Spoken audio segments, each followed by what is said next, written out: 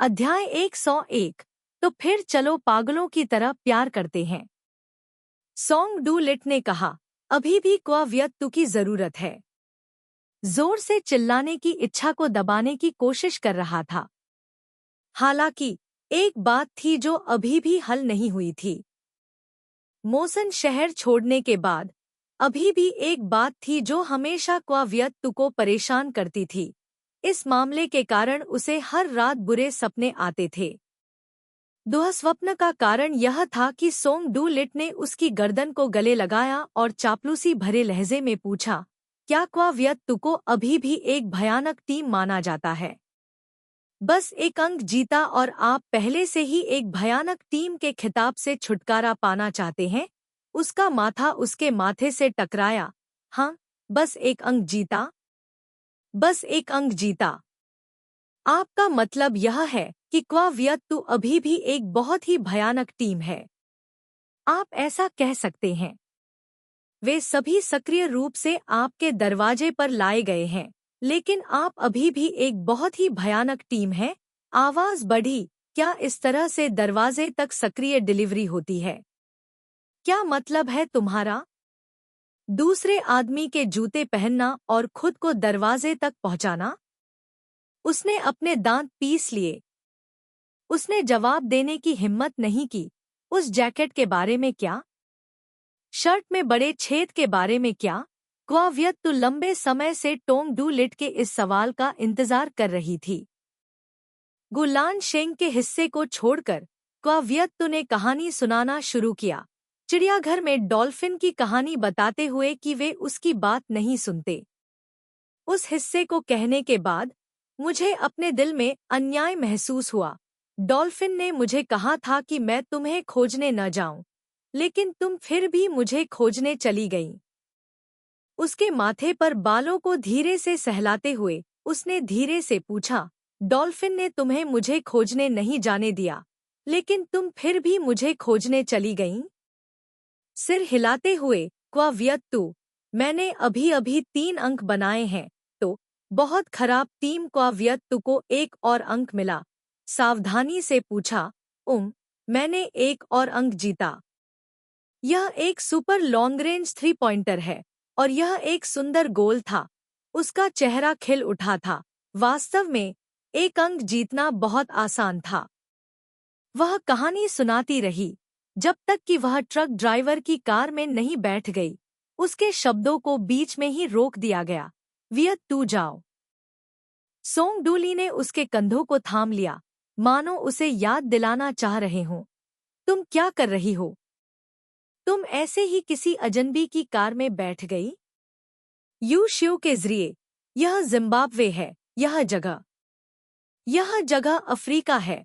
तुम भी जानती हो, इस महाद्वीप पर हर दिन अनगिनत लोग अज्ञात कारणों से लापता होते हैं।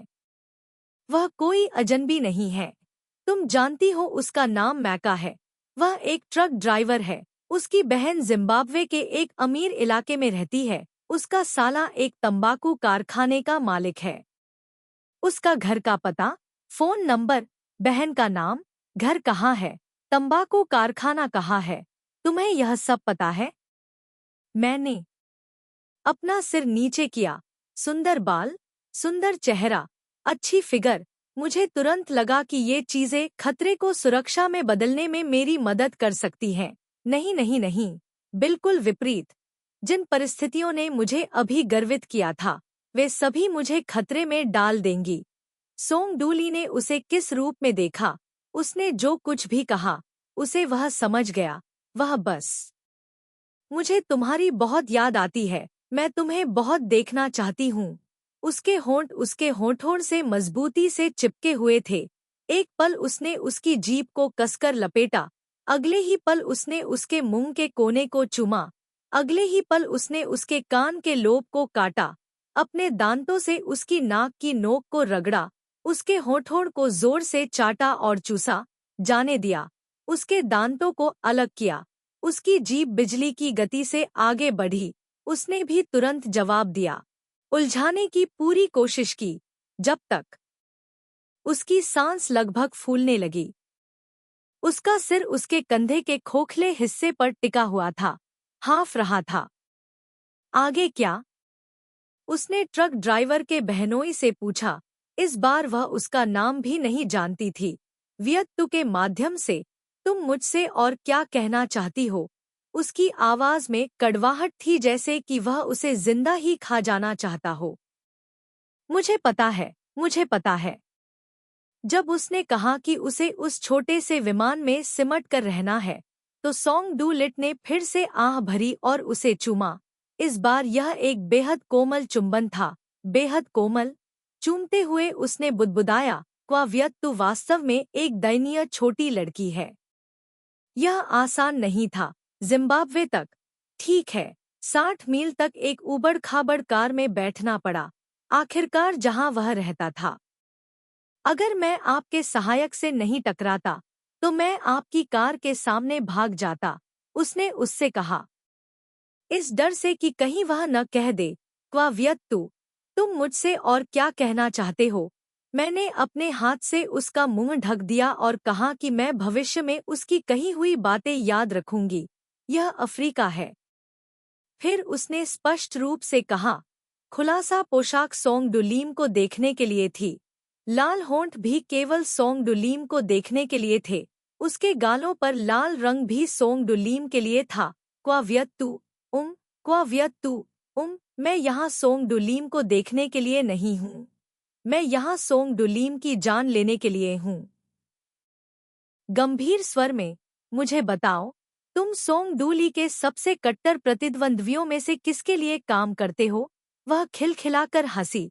उसकी बाहें उसके गले में लिपटी हुई थी, अपनी कमर हिला रही थी, खुशी से बिगड़ैल होने का नाटक कर रही थी। तो क्या क्वा वियत्तु अभी भी एक बहुत बुरी टीम है? यह समस्या। सोंग डूली ने अपनी आवाज खींची। मुझे इस समस्या के बारे में कुछ समय तक सोचने की जरूरत है। यह कमीना सोंग डूली, इसने अभी तक अपना मुंह क्यों नहीं खोला?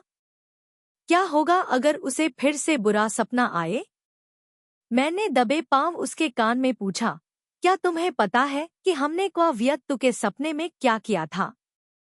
उसने एक ढीला कोट पहना हुआ था। दूसरे व्यक्ति को फिट करने में कोई समस्या नहीं होगी। उसने अपना शरीर घुमाया। उसका सिर कोट के कॉलर से बाहर निकला। वह और वह एक ही कोट में थे। क्या अब हम दो जुड़े हुए शरीर की तरह दिखते हैं? उसने उससे पूछा। पसंद। उसने जवाब दिया, उसके मुंह के कोने पर सावधानी से चूमते हुए। उसके हाथ इधर-उधर नहीं घूम रहे थे।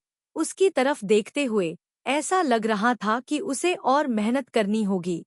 कहाँ और किया। कुछ बार आगे पीछे आदान प्रदान किया। क्वा वियत्तु ने सफलतापूर्वक उसके सिर के ऊपर एक शाप सुना। उत्कृष्ट छात्र शपथ ग्रहण, बहुत बढ़िया। यह टोंग डू लिट का कमरा था। एक भयानक फुटबॉल टीम के क्वा वियत्तु के खिताब को हटाने के लिए उसने अपना दिमाग लगाया था। उसने बाथरूम और बालकनी में बहुत अच्छा सहयोग किया और एक सुपर खराब टीम से एक खराब टीम में बदल गई। सोंग डू लिट ने कहा कि एक सुपर खराब टीम को धीरे धीरे नीचे से ऊपर की ओर रेंगना चाहिए। वह रातों रात इस अवास्तविक शीर्षक को हटाकर उसे धोखा नहीं दे सकता था। आपको पता होना चाहिए, क्वा वियत्तु एक अधीर लड़की है। बिस्तर शटर के पास है। रात अभी देर नहीं हुई है। बालकनी का दरवाजा खुला है। समृद्ध धुन वाला प्राचीन अफ्रीकी संगीत खुले दरवाजे से गुजरता है। कभी कभी स्थानीय लोगों की चीखें सुनाई देती हैं। उनका कमरा टेनिस कोर्ट के पास है। कोर्ट की रोशनी अभी भी चमक रही है। प्रकाश शटर से अपवर्तित होकर बिस्तर पर चमकता है। कहानी केवल trienwiki.com लास्ट लीफ पर पोस्ट की गई है। अगर आप कहीं और देख रहे हैं, तो इसका मतलब है कि आप चोरों की मदद कर रहे हैं। अभी क्वा वियत्तु को टोंग डू लिट क्षैतिज रूप से उठाए हुए है, बिस्तर की ओर कदम से कदम बढ़ाते हुए। उसका एक हाथ आलस से उसके कंधे पर टिका हुआ है। दूसरे हाथ में रेड वाइन का गिलास है। गिलास में भी थोड़ी ही बची है। जब वह नहा रहा था तो उसने फिर से शराब पी ली। नहाने के बाद वह उसे बार से ले गया। बची हुई शराब का क्या करें? उसकी ओर देखते हुए, शराब का गिलास धीरे से हिलाते हुए, वियत्तु के माध्यम से, चाहे मैं कितना भी दिखावा करूं, मैं अभी भी कई प्रकार के आकर्षण वाली महिला नहीं बन सकती।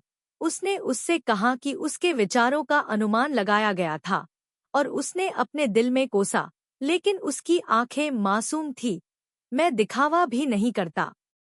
उसने उसे बिस्तर पर लिटा दिया, शराब का बचा हुआ गिलास वहीं पी लिया, उसके हाथ से खाली गिलास ले लिया और बिना देखे आगे बढ़कर शराब का गिलास बेडसाइड टेबल पर मजबूती से रख दिया, नीचे झुका और उसे चुमा। उसने उसके मुंह से ताज़ी शराब का स्वाद चखा और उसके शरीर पर शॉवर जेल की सुखद खुशबू थी। उसने अपनी बाहों से उसकी गर्दन को जकड़ लिया, गद्दे पर घुटनों के बल बैठ गई और उसका लंबा, मीठा चुंबन स्वीकार किया। यह पहली बार था जब उसने उसके सामने अपने कपड़े उतारे। उसके नाइटगाउन के सामने गांठ बंधी हुई थी। कपड़ा बेहद मुलायम था, लेकिन वह अभी भी फिल्मों में लड़कियों की तरह अपनी आकर्षक उपस्थिति नहीं दिखा सकती थी। अपनी आंखों का उपयोग करके उसे आकर्षित करने के लिए अपनी शर्ट के बटन खोलती थी, लेकिन वह फिल्मों में अनुभवी लड़कों की तरह था। उसकी आंखों में बचने का कोई इरादा नहीं था। उसने हर उस जगह को देखा जहां देखा जाना चाहिए। उसकी निगाहों के सामने वह आखिरकार पहला बटन खोलने में कामयाब रही। अभी रात नहीं हुई थी और स्थानीय लोगों की कभी कभार की चीखें उसे परेशान कर रही थी। इससे भी ज्यादा गुस्सा इस बात पर आया कि उसने उसे शटर खोलने नहीं दिया। दूसरे, तीसरे और चौथे बटन खोलते समय उसके हाथ कांप रहे थे। उनमें से सिर्फ आधे ही खुले थे। उसका नाइटगाउन उसके कंधों से नीचे सरक गया और जाहिर है कि उसने नीचे कुछ भी नहीं पहना था। उसकी निगाहों के सामने ही उसका हाथ अपनी नाइटगाउन की आस्तीन से बाहर निकल आया और पलक झपकते ही उसकी नाइटगाउन उसके कूल्हों तक सरक गई। उसने अपनी टांगें खोलीं और एक कदम आगे बढ़कर उसकी गोद में बैठ गई। इस तथ्य के अलावा कि क्वावियत्तु एक भयानक फुटबॉल टीम है, एक बात है जो उसे सबसे अधिक चिंतित करती है। स्टेडियम के शौचालय में उसने उसे मारा। धीरे से उसके चेहरे को चूमा, एक अफसोस भरे लहजे में बुदबुदाया, उस समय यह बहुत दर्दनाक रहा होगा।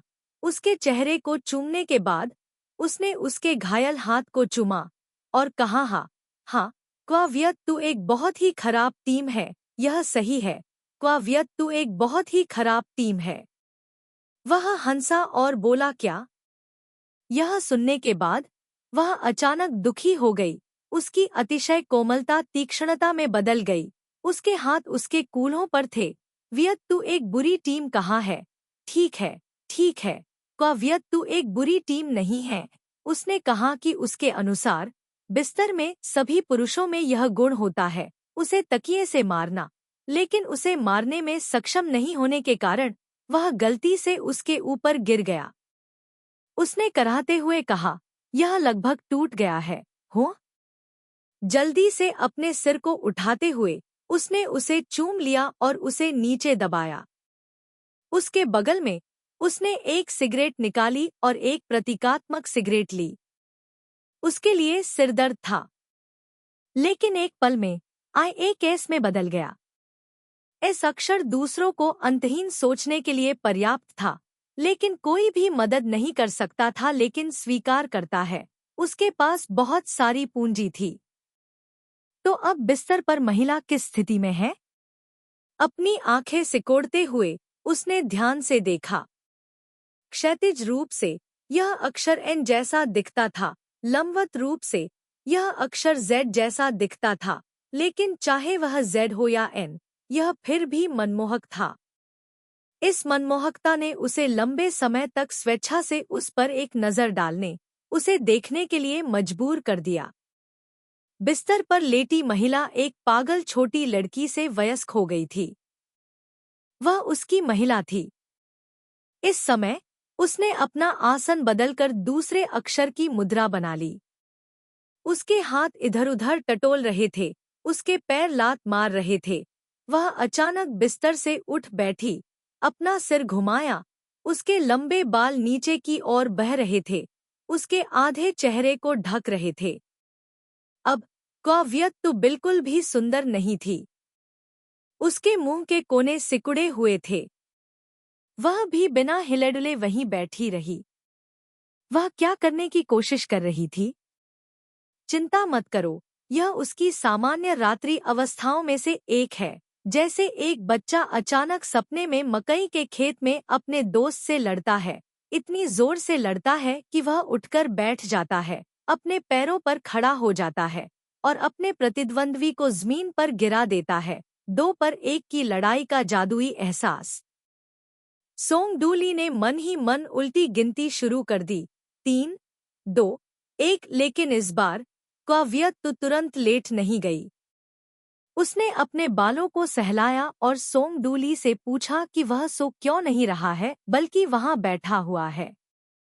जल्दी से सिगरेट बुझा दी, क्योंकि गति इतनी तेज थी कि एशट्रे जमीन पर गिर गई। उस शोर ने मानो उसे मकई के खेत से बाहर खींच लिया हो। अपनी आंखें मलते हुए काव्यत तो बिस्तर से उठ खड़ी हुई। यह वास्तव में जानलेवा था। वह अब नंगी थी। सौभाग्य से वह इस समस्या से खुद भी वाकिफ थी, लेकिन उस महिला ने स्पष्ट रूप से यह जानबूझकर किया था। जानबूझकर लंबा स्विमसूट बाहर छोड़ दिया था। स्विमसूट की स्थिति उसकी शर्ट की तुलना में बहुत अधिक दिखाई दे रही थी। ऐसी ही एक रात में निकोटीन के हल्के स्वाद के साथ आपकी शर्ट पहने हुए वह महिला धीरे धीरे आपकी ओर बढ़ी। वाकई जानलेवा। वह धीरे धीरे आपकी ओर बढ़ी, आपके सामने रुकी, लेकिन आपके दिमाग में सिर्फ एक ही जानकारी घूम रही थी। उसने नीचे कुछ नहीं पहना है। उसे कोई परवाह नहीं थी। उसने दुखी स्वर में पूछा कि वह क्यों धूम्रपान कर रहा था। अगर कोई आदमी रात में धूम्रपान करता है, तो 10 में से 8 या 9 बार वह एक अकेला इंसान होता है। यह एक गलतफहमी है। आप धूम्रपान क्यों करते हैं? धूम्रपान क्यों करते हैं? यह समझाना बहुत मुश्किल है। जब आपने अभी तक अपना मुंह नहीं खोला है, तो वह बारिश में नाशपाती के फूल की तरह है। क्या आप दुखी हैं? बारिश में नाशपाती के फूल एक लड़की की सुंदरता को संदर्भित करता है जब वह रोती है, या एक सुंदर लड़की को संदर्भित करती है? मैं कसम खाता हूँ कि मैं दुखी नहीं हूँ। अपने हाथों से शपथ लेते हुए उन्होंने कहा, तो फिर तुम धूम्रपान क्यों करते हो? पुस्तक में लिखा है कि देर रात अकेले धूम्रपान करने का मतलब है कि तुम दुखी हो। वह वाक्पटुता और तर्कपूर्ण ढंग से बोली। सिगरेटें वहां रखी गई थी। उसने उससे पूछा, अगर सिगरेट वहां हो तो क्या होगा? उसने पूछा, अगर सिगरेट वहां हो तो क्या होगा? उसके गालों को सहलाते हुए हाथ। उसका चेहरा आंसुओं से गीला था। हालांकि जिस कारण से वह रोई, उसने उसे हंसाया और रुलाया, फिर भी इसने उसे चिंतित कर दिया। आहें भरते हुए, लेकिन हर समय काव्यत्तु को देखना थोड़ा बेवकूफ़ी भरा लगता है। काव्यत्तु को देखते हुए धूम रपान करना बेवकूफ़ी नहीं है, सच में। अचानक मुस्कुराई, तुम ऐसे रो रहे हो? उसने अपने पैर पटकते हुए कहा, मैं रो नहीं रही हूँ। आगे बढ़ते हुए, वह हकलाते हुए, अपना हाथ उसे सौंपते हुए खींचती हुई, उसका कोमल शरीर उसके सीने में गिर गया। उसके चेहरे को ढक रहे बादल जैसे काले बालों को एक तरफ कर दिया। अपने होठों को काटते हुए जब उसने छोड़ा, तो उसके होंठ लाल गुलाब की पंखुड़ियों की तरह सुंदर थे। देर रात उसका कोमल शरीर उसके सीने में। क्या यह वही लड़की है जो हमेशा दीवार को घूरती रहती है और जिसके पैर की उंगलियां हल्के गुलाबी रंग की हैं? अब हल्के गुलाबी पैरों वाली लड़की उसकी हो गई। उसकी चाहत बहुत जल्दी जाग उठी। उस समय उसके खूबसूरत होठों को देखते हुए जो पानी की तरह बह रहे थे, उसके हल्के गुलाबी पैरों की कल्पना करते हुए, उसके पैरों से गर्मी की एक धारा बह निकली जिससे वह बेचैन हो गया। उसका हाथ खींचते हुए वह उसके कान के पास झुका और पूछा, क्या तुम थक गई हो? अगर मैं कहूँ कि मैं थक गई हूँ, तो मुझे क्या करना चाहिए? उसने उससे धीरे से पूछा। तो मुझे ठंडा स्नान करना होगा, फिर से कुछ चक्कर लगाने होंगे। वह उसके सीने से लिपट गई और मुस्कुराई। सच में? उम्मा, तो तुम जाकर ठंडा स्नान करो, उसने उससे कहा। खड़े होने का नाटक करते हुए उसने उसके कंधे को दबाया, खुद को उसके सीने से सटा दिया और उससे कहा, मैंने अंदर कुछ नहीं पहना है। अध्याय 102। तो फिर चलो पागलों की तरह प्यार करते हैं। 2। बुदबुदाया गया वाक्य। टोंग डूली। क्या क्वाव्यत तू अभी भी एक खराब टीम है, जैसे कि दूर होते हुए भी पास। वह आवाज बेहद जानी पहचानी थी। आखिरी आवाज अभी भी यहीं तक सीमित थी। कान से एक हल्की हंसी आई। उस हल्की हंसी ने वाकई लोगों को खूबसूरत नज़ारे और खुशी के बारे में सोचने पर मजबूर कर दिया, यहाँ तक कि सांस भी वही थी। 9वीं बार उसने अपनी पलकें खोलने की कोशिश की। कई बार कोशिश की लेकिन फिर भी नहीं कर पाई। उसके मन में बस एक ही इच्छा थी, वह सोना चाहती थी। 3 दिन और 3 रात अच्छी नींद लेना चाहती थी। क्वाव्यत्तु, वह आवाज जो उसे खुश करती थी, उसे बुला रही थी। इस दुनिया में केवल 2 आवाजें थी जो उसे इस तरह खुश कर सकती थी। सॉन्ग डू लिट की आवाज में माल्ट कैंडी की महक थी और गु लान शेंग की आवाज गर्मियों की हवा की तरह थी। आवाज कुरकुरी माल्ट कैंडी की तरह थी, जो धीरे से उसके कान के पास झुकी हुई थी। क्वाव्यत्तु, जल्दी उठो, हम यहाँ हैं। जल्दी उठो, हम यहाँ हैं। उसने पूछा, तुम कहाँ आ रहे हो? हम लगभग घर पहुँच चुके हैं। क्या तुम अभी किसी होटल में नहीं हो? वियत के माध्यम से तू को स्पष्ट रूप से याद आया कि वह एक होटल के कमरे में थी, बस झपकी ले रही थी। जब से उसने खुले कपड़े पहने थे और दरवाजे के बाहर टोंग डू लिट से टकरा गई थी, वह होटल के कमरे से बाहर नहीं निकली थी। फ्रांस छोड़ने के बाद से नहीं, मैदानों पर उस घर को छोड़ने के बाद से उसे रात को अच्छी नींद नहीं आई थी। जिम्बाब्वे में उसने कई ऐसे काम किए थे जो बहुत थका देने वाले थे। टोंग डू लिट को खोजने के लिए लगभग 300 मील की यात्रा ने उसे मानसिक और शारीरिक रूप से थका दिया था। थका हुआ, जिसका अर्थ है एक खतरनाक स्थिति लेकिन लड़ाई हमला जारी रखने में असमर्थ। और साथ ही सुलह की उस रात वह आदमी चाहता था कि वह मर जाए और फिर से जिंदा हो जाए। फिर वह होटल में ही सो गई, खाना खाया और सो गई। बाहर दिन था या रात, क्वाव्यत्तु को कुछ पता नहीं था। क्या हम अब होटल में नहीं हैं? उसने पूछा। नहीं। तो अब हम कहाँ हैं? हम विमान में हैं, जोहान्सबर्ग से 10 मिनट से भी कम की दूरी पर। तो ऐसा ही था। क्वाव्यत्तु अपनी आंखें खोलना चाहती थी ताकि देख सके कि टोंग डू लिट उससे झूठ तो नहीं बोल रहा है। वह स्पष्ट रूप से होटल के बिस्तर पर सो रही थी। होटल का बड़ा बिस्तर बेहद नरम था और टोंग डू लिट कारखाने में गश्त कर रहा था। होटल मैनेजर ने उसे खाने के लिए जगाया और उससे पूछा कि क्या वह एक विशेष बोत्सवाना मसाला इस्तेमाल करना चाहती है। उसने पूछा कि यह क्या करता है। होटल मैनेजर ने जवाब दिया कि यह एक मसाला है जो नींद में सुधार करता है, इसलिए उसने उन्हें कुछ मसाला लाने दिया। ऊपर क्वाव्यत की आखिरी याद थी तो उसे लगा जैसे वह थोड़ी देर के लिए सो गई थी। ऐसा कोई तरीका नहीं था जिससे उसे बिना जाने विमान में ले जाया जा सके। टोंग डू लिट उसे धोखा दे रहा होगा। वह उसे और किस लिए धोखा दे सकता था अगर उसे अपनी बाहों में कूदने के लिए नहीं। यू हुई टीएनजी बाओ सक्रिय रूप से गले लगाने और प्यार करने की क्रिया को दर्शाता है, लेकिन किसी दूसरे उद्देश्य के लिए। धोखा। तुम्हें बस अपनी आंखें खोलने की जरूरत है ताकि पता चल सके कि मैं तुम्हें धोखा दे रहा हूं या नहीं। यह भी सच है। उसने अपनी आंखें खोलने की कोशिश की, लेकिन उसकी पलकें चिपकी हुई लग रही थी। मैं अपनी आंखें नहीं खोल सकता, उसने उससे कहा। तो फिर तुम सो जाओ, आवाज बेहद असहाय थी। हाँ, सोंग डू ली द्वारा इस तरह घुमाए जाने से उसकी तंद्रा कम होती दिख रही थी। उसकी आंखें नहीं खुल पा रही थी, लेकिन उसके कान अपने आप ही आसपास की हलचल को सुन रहे थे। विमान का शोर था। ऐसा लग रहा था कि वे वाकई विमान में ही थे। उसने फिर से अपनी आंखें खोलने की कोशिश की, लेकिन उसकी पलकें आधी ही खुल पाईं। निश्चित रूप से वे विमान के केबिन में थे। विमान के केबिन के बाहर आसमान बिल्कुल काला था। क्या समय हो रहा है? उसने पूछा। रात के 10:40 बजे हैं। आप विमान में कैसे चढ़े? अंदाजा लगाओ। उसका दिमाग अब चकरा गया था और वह तुरंत अपनी आंखें बंद करना चाहती थी।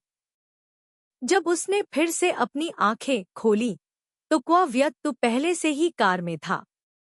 कहानी केवल 3nwiki.com लास्ट लीफ पर प्रकाशित हुई थी। अगर आप कहीं और देख रहे हैं तो आप चोरों की मदद कर रहे हैं। सोंग डू लिट गाड़ी चला रही थी। वह यात्री सीट पर बैठी थी। वहां सिर्फ वे दोनों थे। आधी रात हो चुकी थी। चारों ओर देखा। पूरा हाईवे सिर्फ उनकी कारों से भरा हुआ था। हम कहाँ जा रहे हैं? आंखें आधी बंद करके नींद से बोली। घर जाओ। उसने अपना खाली हाथ उसके सिर को सहलाने में लगाया। घर? इस तरह के संबोधन से उसका सिर घूम गया। उसे बहुत अच्छा लगा। अब वे जोहान्सबर्ग के बाहर हाईवे पर थे। सोंग डू ली के शब्दों में, क्वाव्यक्तु बोत्सवाना से जोहान्सबर्ग ले जाए जाने वाले माल की तरह था। इसका मूल कारण यह था कि होटल मैनेजर द्वारा लाई गई परफ्यूम की बोतल यूरोपीय और अमेरिकियों के लिए बनाई गई थी, इसलिए यह काफी भारी थी। इसके अलावा अत्यधिक थकान और परफ्यूम के ओवरडोज के कारण क्वाव्यक्तु कोमा में चली गई। सोंग डू ली उसे होटल से बाहर ले जाने में ही सक्षम था। जब वे एयरपोर्ट पहुंचे तो उन्होंने घुमक्कड़ का उपयोग करना शुरू कर दिया। बोत्सवाना एयरपोर्ट पर सुरक्षा जांच के दौरान एक मजेदार घटना घटी। सुरक्षा कर्मचारियों को लगा कि वह कुछ गलत कर रहा है। अंत में उसे सुरक्षा द्वार से गुजरने के लिए इस सो रही महिला को अपने संरक्षकता के कागजात दिखाने पड़े। यह सुनने के बाद वह हंसना बंद नहीं कर सका। क्या यह बहुत मजेदार है? सोंग डू ली ने उससे पूछा। यह उतना मजेदार नहीं था, लेकिन वह अपने मुंह के कोनों को नियंत्रित नहीं कर पा रही थी, जैसे कोई उसे गुदगुदी कर रहा हो और वह रोक नहीं पा रही हो। हंसो मत। क्या? उसने वापस पूछा। उसने जवाब नहीं दिया। ऐसा लग रहा था कि उसे गाड़ी चलाने पर ध्यान केंद्रित करना था। अपनी आस्तीन खींचते हुए उसने धीरे से कहा, क्या मैं हंस नहीं सकती? कार ने एक मोड़ लिया, अचानक ब्रेक लगाया और रुक गई। उसने चारों ओर देखने के लिए अपनी आंखें खोली। वह अभी तक नहीं पहुंची थी। एक छाया ने उसके चेहरे को ढक लिया। वह पूछना चाहती थी लेकिन उसके होंठ बंद थे। राजमार्ग पर रुकना कानून के विरुद्ध था। उसे अचानक चूमने का कारण यह था कि उसने उसे 30 घंटे से अधिक समय से चूमा नहीं था। रुको। जुर्माना भरने के लिए टिकट मिलने का इंतजार करो। वह हकलाती रही, लेकिन उसके मुंह के कोने शांत नहीं हो पाए। इतना कष्टप्रद, इतना कष्टप्रद, एक बेवकूफ की तरह मुस्कुराना। देखो, रियरव्यू मिरर में एक फूल की तरह मुस्कुराती हुई महिला एक बेवकूफ थी। फिर क्या?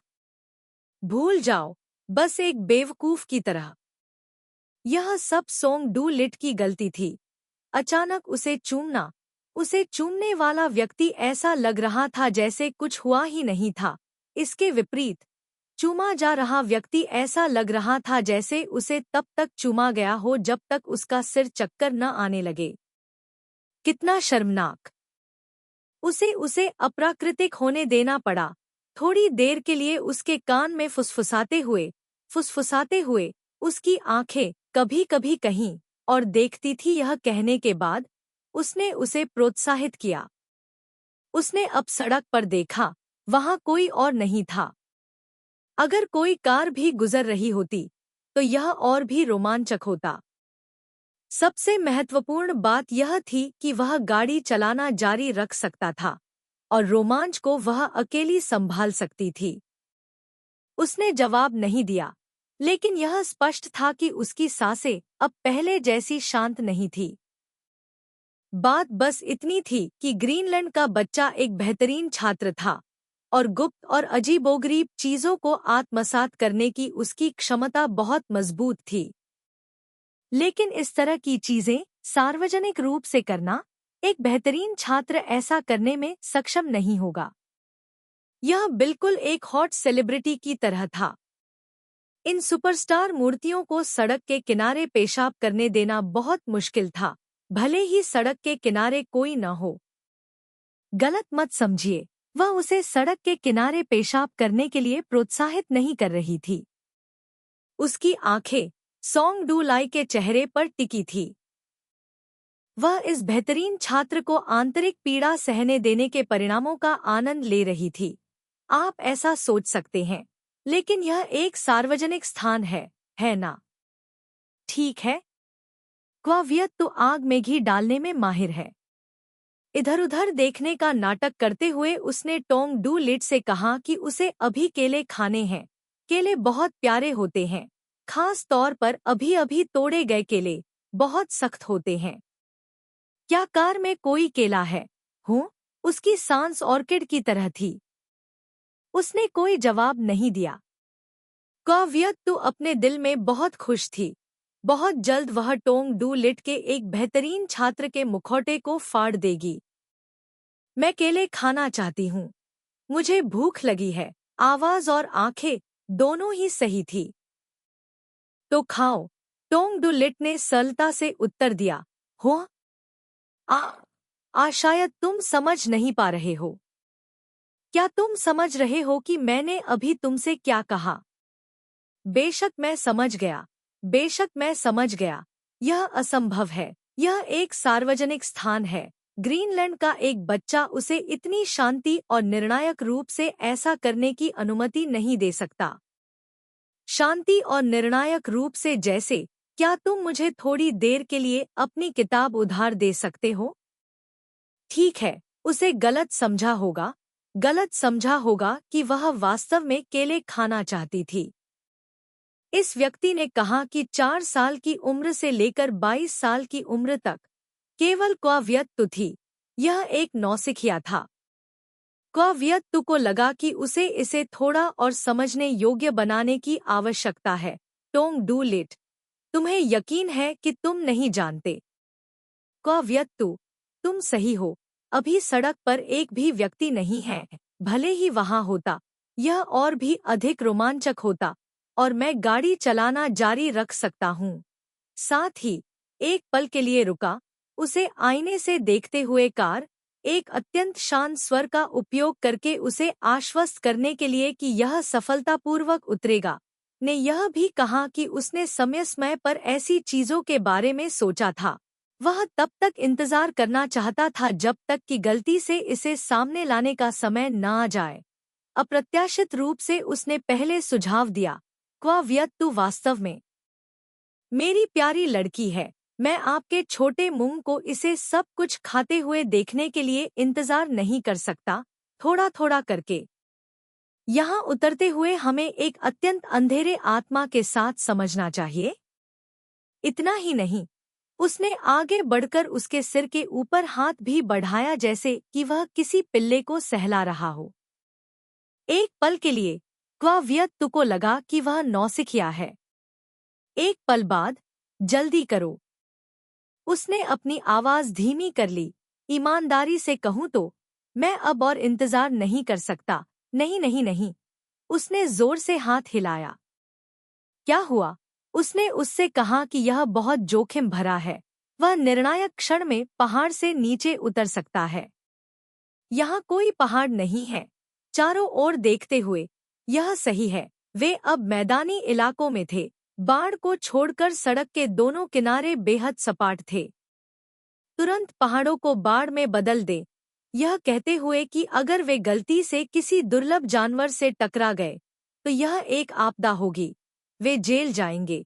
जब वन्यजीवों की रक्षा की बात आती है तो दक्षिण अफ्रीका किसी के साथ नरमी नहीं बरतता। यह वन्यजीव संरक्षण क्षेत्र नहीं है। सोंग डू लिट गंभीर था। क्वावियत तो फिर से एक मृत अंत में भाग गया, हांफते हुए और उसे काटने का नाटक करते हुए। समाप्त करने के बाद वह जोर से हंसा। रियरव्यू मिरर में दिखाई देने वाली उपस्थिति और भी मूर्खतापूर्ण थी। उसके मुंह से अनुचित अनुचित चिल्लाते हुए, केवल क्वावियत तू ही मूर्ख था। यह केवल क्वावियत तू ही नहीं है जो मूर्ख है। क्या इसका मतलब यह था कि सोंग डू लिट भी मूर्ख था? बाईं और दाईं ओर देखते हुए उसके चेहरे पर मूर्खता का कोई चिन्ह नहीं था। वह अभी भी एक सुंदर और सुरुचिपूर्ण युवक था। जाहिर है कि ये शब्द उसे मनाने के लिए थे। उसे घूरते हुए, उसकी आंखें आगे की ओर देखते हुए, उसने 5 मिनट के लिए उसे अस्थायी रूप से अनदेखा करने का फैसला किया। वियत तू जाओ, उसने धीरे से कहा। सोंग डू ली भी बहुत बेवकूफ है, वह उसे अनदेखा करता रहा। सोंग डू ली की बेवकूफ़ी की वजह से हम पहले ही 53 मील से ज्यादा की यात्रा कर चुके हैं। उसकी आंखों में सवालिया निशान थे। आगे देखते हुए सोंग डू ली के होठों के कोने एक असहाय मुस्कान में बदल गए। एयरपोर्ट से यहाँ तक सिर्फ 50 मील से ज्यादा है, लेकिन इसमें 103 मील लग गए। यह भी क्वावियत तू की वजह से है। क्वावियत तू उसके बगल में सो रही थी। हर मील चलने पर उसने उसे ज्यादा से ज्यादा 10 बार देखा, कम से कम 5 बार। जब लाल बत्ती के हरे होने का इंतजार कर रहा था तो उसने भी उसे देखा। जब हरी बत्ती लाल हो गई तो वह फिर से देखने से खुद को रोक नहीं सका। देखो कि पैसेंजर सीट पर बैठी महिला हवा में गायब हो गई है या नहीं। उम्मा, नहीं, वह अभी भी यहाँ है। यह बढ़िया है। जब उसने अपना सिर उठाया तो उसने पाया कि वह एक अपरिचित सड़क पर गाड़ी चला रहा था। उसने नेविगेशन खोला और देखा कि कार पहले से ही सड़क पर पागलों की तरह दौड़ रही थी। यह अपरिचित सड़क 30 मील से ज्यादा लंबी है। दूसरे शब्दों में, पूरे 30 मील के दौरान सोंग डू लिट को एहसास ही नहीं हुआ कि वह खो गया है। उसे 53 मील और जाना पड़ा क्योंकि क्वावियत तू सहपायलट की सीट पर बैठा था। इससे भी ज्यादा शर्मनाक बात यह है कि एयरपोर्ट से घर तक के 50 मील में सोंग डू लिट कम से कम 300 बार आगे पीछे हो चुका था। सोंग डू लिट से ऐसी बुनियादी गलती करवाने वाला एकमात्र व्यक्ति क्वावियत तू था। कुछ मिनट बाद क्वावियत तू को सोंग डू लिट की बुनियादी गलती का एहसास हुआ। खिड़की से बाहर देखने पर यह वाकई एक अपरिचित सड़क थी। अपना चेहरा उसके कंधे पर टिकाकर वह मुस्कुराई, धीरे से मुस्कुराई, और हंसने के बाद वह रोना चाहती थी, लेकिन उसकी आंखों में आंसू नहीं थे। खुद को रोकना उसे बहुत असहज कर रहा था। असहज महसूस करते हुए उसने हल्के से उसके कंधे पर मुक्का मारा। बुरा, बुरा आदमी। एक मोड़ के बाद कार फिर से एक जानी पहचानी सड़क पर थी। यह राष्ट्रीय राजमार्ग था जिससे वह परिचित थी। राष्ट्रीय राजमार्ग। सड़क उसे मैदानों पर बने उस घर तक ले आई। इस बार वह उस घर में रहना चाहती थी और कहीं और नहीं जाना चाहती थी। सोंग डू लिट ने उसे अपनी मूर्खतापूर्ण कहानियां सुनाई थी, इसलिए उसे अपने विचार बताने पड़े। उसने उससे कहा, सोंग डू लिट, इस बार जब तक कोई मुझे बेहोश करके शिपिंग कंटेनर में न भर दे, कोई मुझे नहीं ले जा सकता। मुझे कहाँ से ले जाओ? उसने कर्कश स्वर में पूछा। घर, उसने उत्तर दिया। यह एक साधारण कॉल थी, लेकिन यह इतनी जादुई थी कि इसने उसे आंसू बहाने पर मजबूर कर दिया। उसका चेहरा खिड़की से बाहर की ओर देख रहा था, चुपके से अपने आंसू पोंछ रहा था। इस समय उसका दिल उसे खुश करने की इच्छा से भर गया था। इसलिए उसने उससे कहा कि भले ही वह बेहोश हो जाए, जब वह जागेगी तो वह उसके पास लौटने का हर रास्ता खोज लेगी।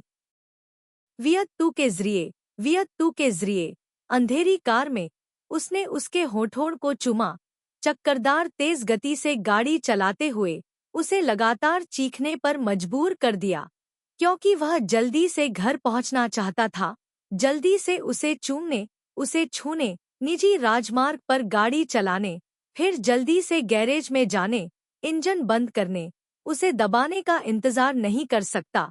उसके पास अपनी सीट बेल्ट खोलने का भी समय नहीं था, लेकिन इससे कोई फर्क नहीं पड़ा। वह भी उसे चूमना चाहती थी, वह भी उसे महसूस करने के लिए अपने हाथों का इस्तेमाल करना चाहती थी। यह प्यार होना चाहिए, यह प्यार के पौराणिक कुंड में गिरना चाहिए। जोशीला माहौल आग की चिंगारी की तरह था। घास के मैदान पर लगी आग ने उसे, उसकी घबराहट में, एक मजबूत इच्छा जगाई।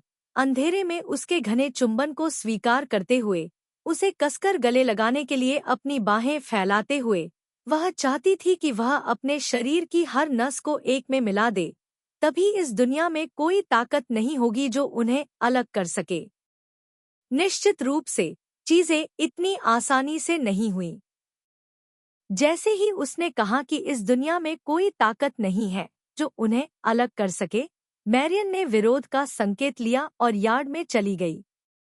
अंधेरी रात में महिला ने जोर से पुकारा, युवा मास्टर, युवा मास्टर, क्या यह आप है? मैरियन की आवाज बहुत पहचानी जा सकती थी। सोंग डू ली ने चुपके से कोसा, हम, उत्कृष्ट छात्र ने अभी अभी कोसा, कितना बढ़िया है। जैसे ही वियत्तू ने अपनी शर्ट के बटन लगाना समाप्त किया, मैरियन पहले से ही कार के दरवाजे के सामने खड़ी थी।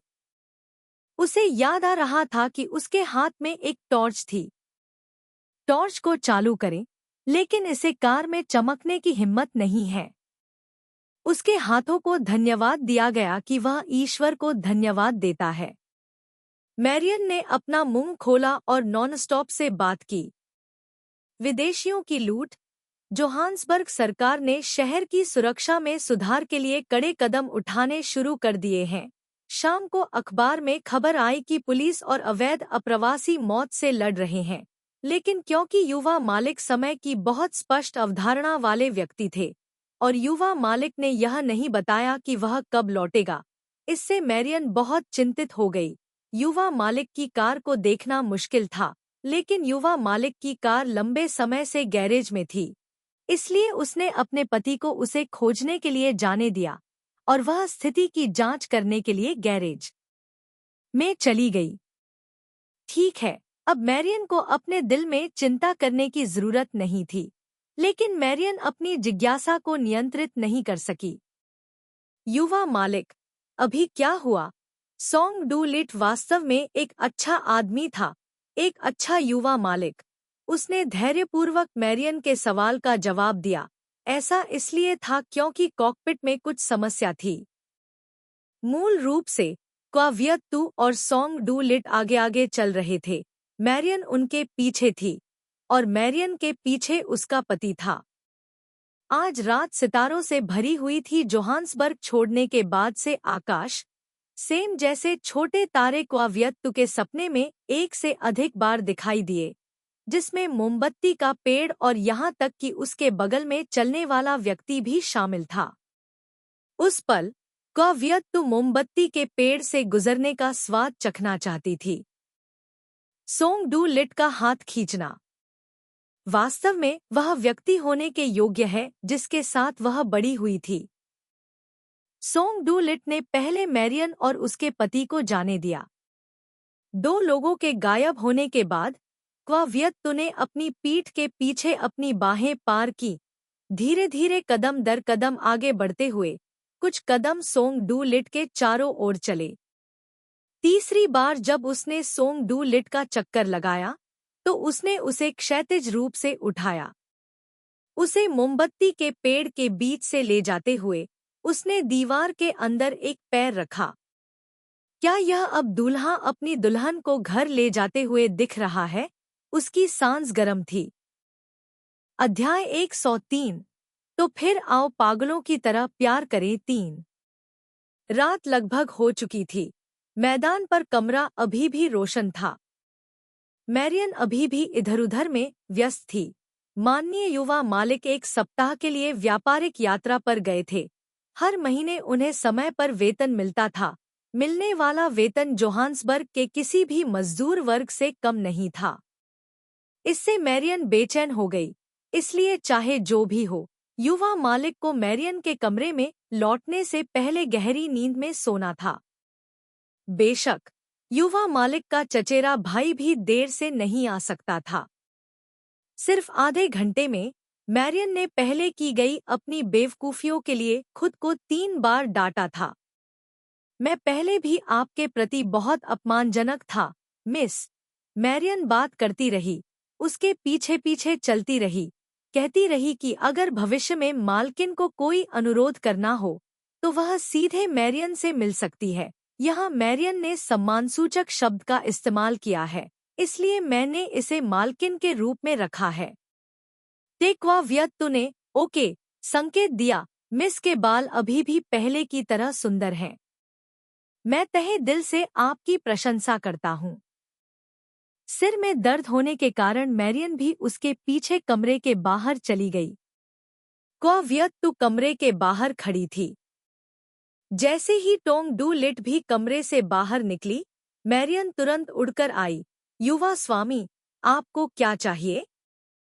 सोंग डू लिट ने कहा कि वह पानी पीना चाहता है। मैरियन खुशी से रसोई में चली गई। अंततः यह फिर से शांत है। इस समय क्वाविएट को दरवाजा खोलने की कोई जल्दी नहीं थी। उसकी पीठ दरवाजे के फ्रेम से टिकी हुई थी। वह उसे देख रहा था। पहले तो दोनों ने एक दूसरे को देखा। न जाने क्यों वे एक दूसरे के करीब आ गए थे। एक दूसरे के करीब खड़े होकर वह पहले उसके पास गया। उसकी आंखों के कोने मुड़े हुए थे, उसके मुंह के कोने भी मुड़े हुए थे। वह रात की हवा की तरह बह रही थी, जो उसके कानों से गुजर रही थी। उसने उससे बस इतना ही पूछा कि वह कहाँ गई थी। फूलों का बगीचा देखने। तुम फूलों का बगीचा देखने क्यों गई थी? धीरे से पूछा। मुझे नहीं मालूम। यह सच था। क्वावियत्तु को भी नहीं पता था क्यों। बस रसोई का पिछला दरवाजा खोला और बगीचे को देखा। जैसे पुराने कमरे में एक पुरानी अटारी थी। पुराने कमरे में लौटते हुए अटारी को खोलकर देखना चाहते थे, क्या कुछ और है? रसोई देखो, भोजन कक्ष भी देखो। माथा छाती पर टिका हुआ। जब मैं उन जगहों को देखता हूँ तो मुझे बहुत खुशी होती है। क्वावियत्तु, क्या टोंग डू लिट को एक प्यारी लड़की के रूप में क्वावियत्तु की प्रशंसा करते हुए सुनना चाहते हैं? चाहते हैं। ईमानदारी से जवाब दे। बस थोड़ी देर के लिए इंतजार किया, लेकिन अभी भी उसे यह कहते नहीं सुना है। क्वावियत्तु एक प्यारी लड़की है। उसे जल्दी बोलने का आग्रह करने में शर्मिंदा। मुझे नींद आ रही है। मैंने इसे अभी कहा। कब? मैंने कहा, इससे पहले कि आप जवाब दें। चाहते हैं। उसने उसे लात मारी। कंजूस कदमों की आवाज आई। टोंग डू लिट ने दरवाजा खोला। उनमें से दोनों दरवाजे के कोने में घुस गए। जब मैरियन ने पूछा, युवा मालिक, आपका पानी उबल रहा है। क्या आप चाहते हैं कि मैं इसे आपके कमरे में लाऊं? टोंग डू लिट उसे चूम रहा था और वह दरवाजे पर झुक गई और हताश होकर दबे पांव चली। उसके होंठ और जीभ आपस में उलझे हुए थे। उसके होंठ उसके होठों को ढक रहे थे। हताश होकर उसके फेफड़ों की सारी हवा का उपयोग कर रही थी, कभी कोमल, कभी प्यासी। जैसे ही उसने छोड़ा, उसके हाथ ने उसके सिर के पिछले हिस्से को जोर से पकड़ लिया। ठीक उसी तरह उसकी गर्दन को जितना संभव हो उतना ऊपर उठाया जा सकता था, जिससे उसके लिए घुसना और कब्जा करना आसान हो जाता। कई बार उसकी जीभ की नोक उसके गले तक पहुंच जाती थी और फिर बाहर खींच ली जाती थी। जो अभी तक पूरी तरह से नहीं बनी थी, उसे उसने जोर से रोक दिया। में बदल गया। आवाज छोटे छोटे टुकड़ों में टूट गई। दरवाजे के बाहर युवा मालिक, क्या आप कमरे में हैं? चुमा गया शरीर पानी के एक पोखर में नरम हो गया, जो उससे चिपक गया। उसका चेहरा उसकी कनपटी से सटा हुआ था। हर सांस से उसके कनपटी पर बालों की कुछ लटें उड़ रही थी। कोई जवाब न सुनकर मैरियन ने बड़बड़ाया और सीढ़ियों से नीचे चली गई। वह उसकी छाती से लिपट गई और धीरे से मुस्कुराई। मैं अपने कमरे में वापस जा रही हूँ, उसने उससे कहा, सिर हिलाते हुए। फिर से कुछ सोचते हुए, उसे कस कर पकड़ते हुए। क्या हुआ? रोशनी के नीचे उसकी पलकें एक हल्की छाया बना रही थी, पंखों की तरह थोड़ा कांप रही थी। अंधेरी रात में एक घातक आकर्षण था उसे कस कर पकड़े हुए। एक शब्द भी नहीं बोलते हुए उसने उसके गाल को सहलाया, कर्कश स्वर में गुड नाइट कहते हुए। फिर भी उसका हाथ नहीं छोड़ा। आधे दिन के बाद वह हकलाते हुए बोला, क्या तुम्हें आज रात मेरी जरूरत नहीं है? वह उसका नाम पुकारता रहा, धीरे से उसके होठों को चूमता रहा, करवटें बदलता रहा, उसके मुंह के कोने को ध्यान से चूमता रहा। तुम्हें आज रात अच्छी तरह से आराम करना होगा। सिर हिलाते हुए, उसे वाकई अच्छी तरह से आराम करना था। इस जगह को छोड़ने के बाद से उसे ऐसा लग रहा था कि उसे कभी अच्छी नींद नहीं आई। आज रात उसे अच्छी नींद आ सकती है। शुभ रात्रि। शुभ रात्रि। अनिच्छा से दरवाजा बंद करते हुए सोने जाने से पहले क्वाव्यक्तु ने कमरे में एक एक करके चीजों को चेक किया। कमरे में हर एक चीज वैसी ही थी जैसी उसके जाने से पहले थी। हल्के गुलाबी रंग की स्वर के आकार की अलार्म घड़ी अभी भी वहीं थी, बस उसका मुंह दरवाजे की तरफ था। स्वर के चेहरे को आगे की तरफ मोड़ते हुए, बाज पकड़ने मुर्गी की मुद्रा का उपयोग करते हुए गद्दे पर कूदना, यह बहुत नरम था। अपनी आंखें बंद करते हुए घर जाते हुए जैसे ही उसका सिर तकिए से टकराया, क्वाव्यक्तु कोमा में चली गई। कहानी केवल trienviki.com लास्ट लीफ पर पोस्ट की गई थी। अगर आप कहीं और देख रहे हैं तो आप चोरों की मदद कर रहे हैं। उसकी स्तब्धता में गद्दा थोड़ा नीचे धंस गया। जानी पहचानी सांसों ने उसे घेर लिया। एक कोमल शक्ति ने उसके बालों को छुआ, उसकी पलकें खींची। बालकनी से प्रकाश का एक स्रोत घुस गया।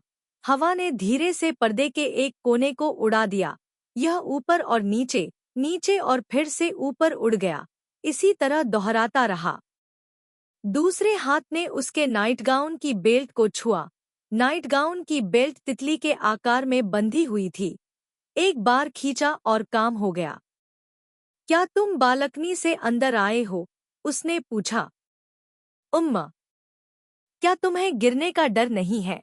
हंसना चाहता था पर नींद बहुत आ रही थी। बहुत जल्दी ही उसकी नींद उसके उत्साह से उड़ गई। जब बालकनी के दरवाजे से आती रोशनी धीरे धीरे दूधिया होने लगी तो उसने कहा, अब तू जा रहा हूँ। तुम पके हुए मेंटिस श्रिम्प की तरह लग रहे हो। मेंटिस झींगा? यह वह जानवर है जो हमेशा अपने नुकीले दांत और पंजे दिखाता रहता है कि मैं नहीं हूँ। लात मारो उसे, देखो, अब वह अपना पैर भी नहीं उठा सकती। उसमें अपने नुकीले दांत और पंजे रोकने की ताकत कैसे होगी?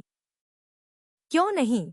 अब क्वाव्यक्तु और पका हुआ मेंटिस श्रिम्प दोनों हल्के गुलाबी रंग के हो गए हैं। इस आदमी ने इसका फायदा उठा लिया है और अभी भी दिखावा कर रहा है। उसने धीरे से उसके कान के ऊपर बने छोटे गुलाबी निशान को काटा। डोंग डोंग डोंग डोंग उम।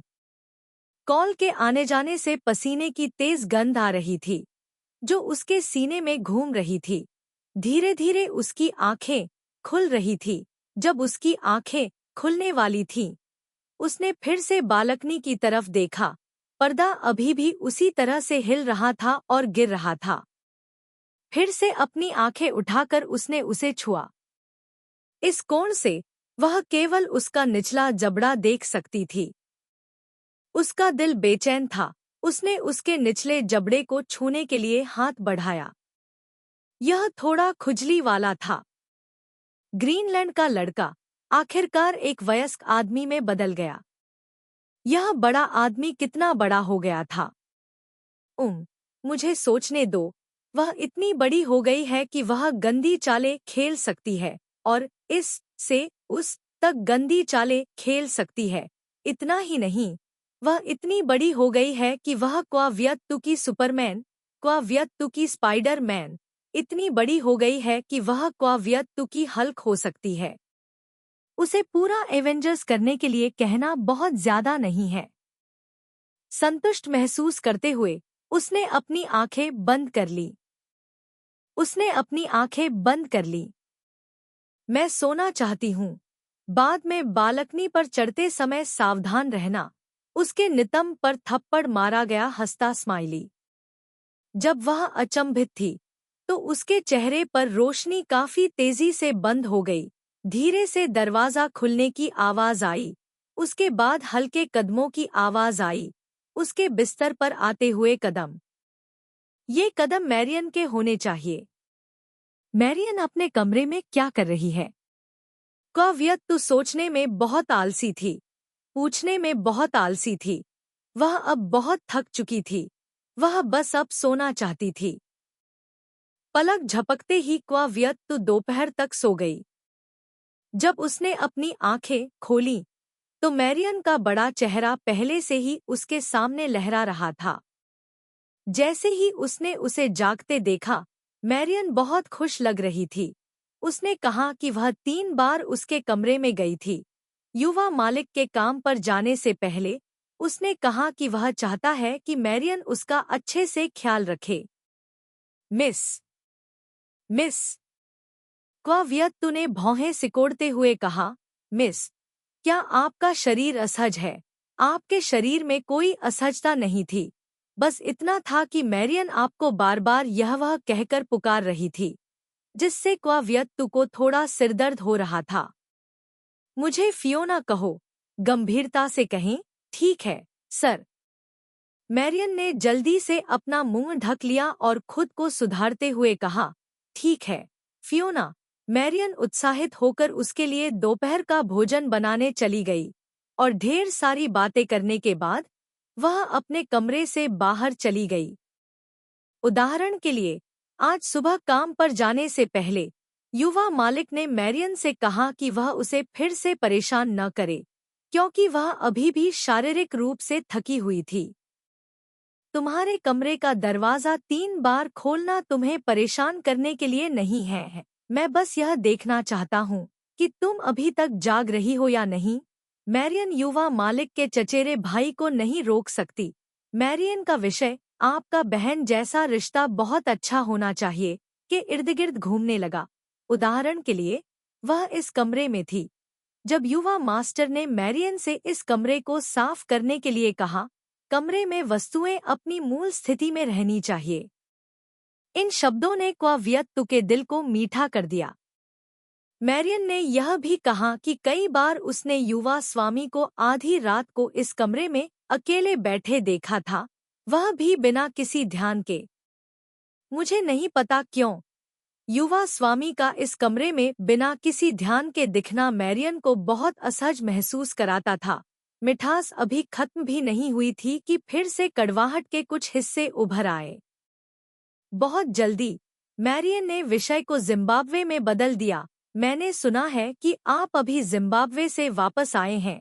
सिर हिलाते हुए क्वाव्यक्तु के काम की प्रकृति की पुष्टि करने के बाद वह व्यक्ति जो समाज में अफ्रीकी महिलाओं की हिलती हुई स्थिति में शामिल होने के लिए पैदा हुआ था, ने उसे फिर से धन्यवाद दिया। वह और युवा स्वामी दोनों अच्छे लोग थे। अच्छे लोगों की रक्षा भगवान द्वारा की जाती है। मैरियन आखिरकार चली गई। क्वाव्यक्तु बिस्तर पर झुक गई। बालकनी का दरवाजा बंद था, पर्दा भी स्थिर था। थोड़ी देर के लिए क्वाव्यक्तु दरवाजे की दरार से आने वाली रोशनी और बालकनी से प्रवेश करने वाले व्यक्ति के बीच अंतर नहीं कर पाई। जब वह अपने बेडरूम में आई तो यह असली था या नकली। उसने अपनी नाइटगाउन की कमर को सहलाया, अभी भी इसे बांध रही थी, लेकिन जिस तरह से वह आम तौर पर करती थी, वैसे नहीं। उसने फिर से चारों ओर देखा। फर्श पर कोई चादर नहीं थी। इसके अलावा हल्के गुलाबी रंग का छोटा सुअर अभी भी बड़े करीने से बेडसाइड टेबल पर रखा हुआ था। उसे अच्छी तरह याद है कि पिछली बार उसने उसे दबाया था। वह इसे सहन नहीं कर सकी। उसने अपना हाथ हिलाया और गुल्लक को जमीन पर गिरा दिया। यह सिर्फ एक सांचा था। सुअर अलार्म घड़ी का मुख दरवाजे की ओर है। क्या यह सच है या यह उसका भ्रम है? उसने हाल ही में कोई दवा नहीं ली है, लेकिन हाल ही में, चाहे उसने दवा ली हो या नहीं, सॉन्ग डू लिट अभी भी उसके मतिभ्रम में दिखाई दिया। यह जश्न मनाने की बात है कि क्वा वियत तो अब टोंग डू लिट के पास है। मैरियन अपने कमरे में गर्म दोपहर का भोजन लेकर आई। युवा मास्टर ने रात के खाने के बारे में कहा था, है न? उसने पूछा। यह सही है। वह चुपके से मुस्कुराई। दोपहर के भोजन के बाद उसने अलमारी खोली। कपड़ों का एक भी सेट गायब नहीं था। अनार की लाल शर्ट अभी भी सबसे अधिक दिखाई देने वाली जगह पर लटकी हुई थी। आज दोपहर क्वा वियत के पास खुद को सुंदर बनाने के लिए बहुत समय था। बेशक सुंदर मेकअप टोंग डू लिट को देखने के लिए था।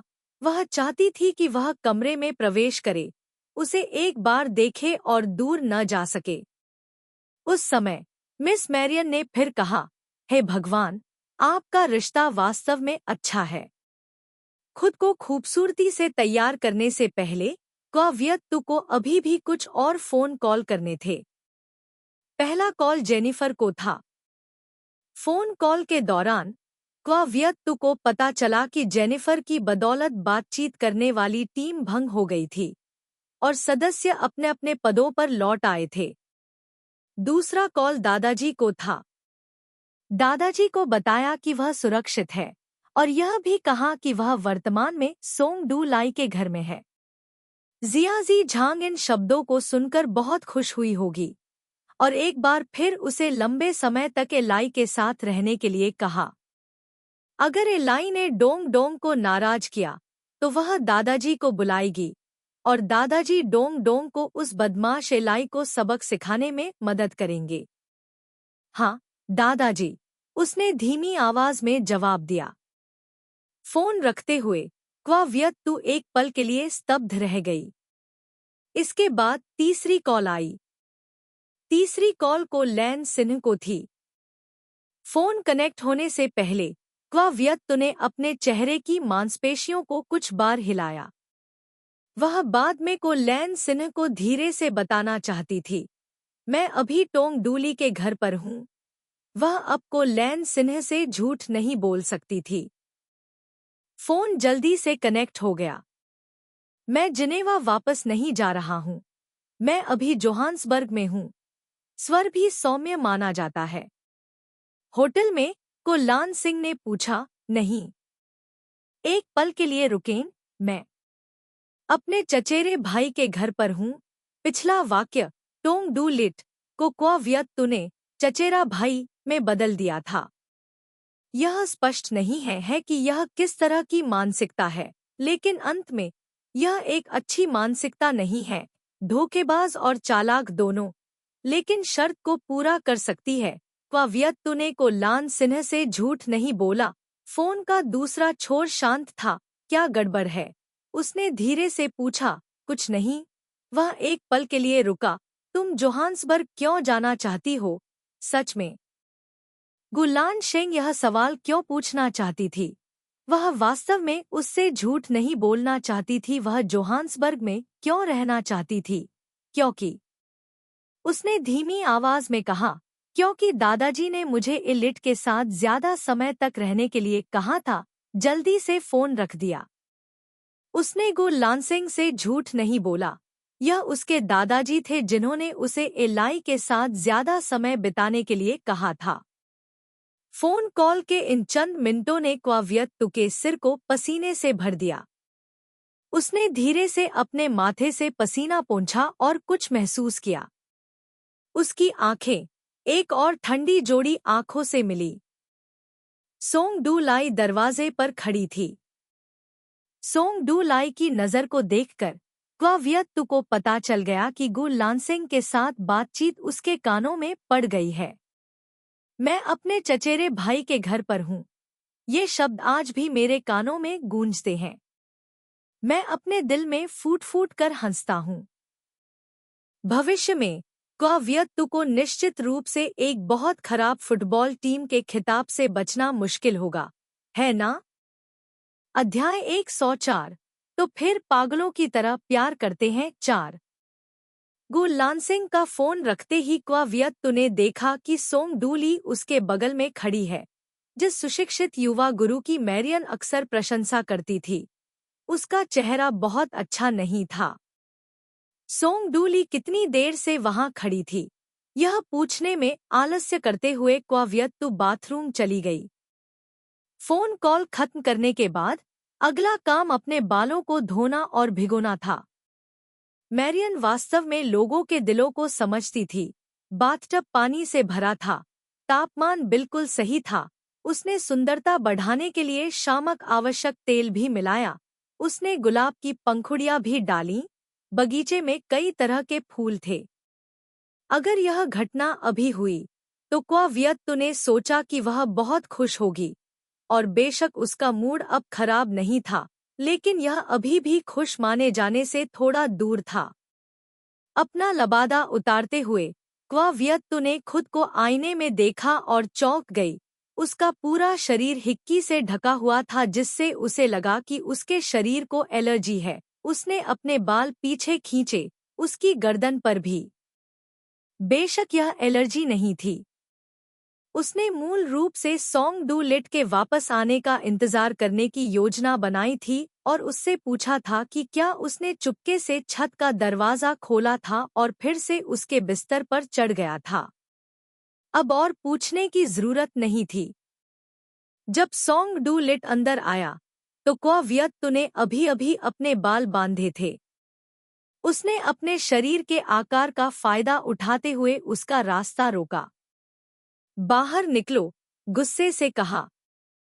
सुनने से इनकार करने का नाटक किया। उसे धक्का दिया, फिर भी नहीं हिला। उसने उसकी हेयरपिन नीचे खींच ली। उसके मुलायम बाल नीचे गिर गए, कुछ उसकी पीठ के पीछे, कुछ उसके कंधों पर, कुछ उसके चेहरे के आधे हिस्से को ढक रहे थे। उसके चेहरे के आधे हिस्से को कवर करते हुए उसने अपना सिर नीचे कर दिया। उसके बर्फसफेद छाती पर स्ट्रॉबेरी का निशान मिला और उसे जारी किया गया, लेकिन यह मूल रूप से बहुत बेहोश हो गया था। जबकि उसका हाथ अभी भी हवा में तैर रहा था। सोंग डू लाई ने पहले ही बाथरूम छोड़ दिया था। बाथटब का किनारा। अब और परेशान मत हो। यह कमीना टोंग डू लिट उसे बिल्कुल भी नहीं समझता। वह एक स्किज़ोफ्रेनिक रोगी है। इतना ही नहीं, उसे क्रोध विनियमन विकार भी है। क्या वह उसके बारे में थोड़ा भी नहीं सोच सकता? लेकिन सोंग डूली उसे सिजोफ्रेनिक नहीं मानती थी और हमेशा इस बात की परवाह नहीं करती थी कि उसे क्रोध विनियमन विकार है। इससे क्वाव्यक्तु खुश हो जाती थी। शायद ही कभी वह इतनी खुश होती थी। जब लोगों ने देखा कि वह एक सामान्य व्यक्ति नहीं है, तो वे उससे सावधानी से बात करते, उसके सामने झुक जाते और यहाँ तक कि उसके अनुचित और यहाँ तक कि हिंसक व्यवहार के लिए बहाने भी ढूंढते। केवल सोंग डूली ने उसकी बीमारी पर ध्यान नहीं दिया, इसलिए वह ठंडा रहता।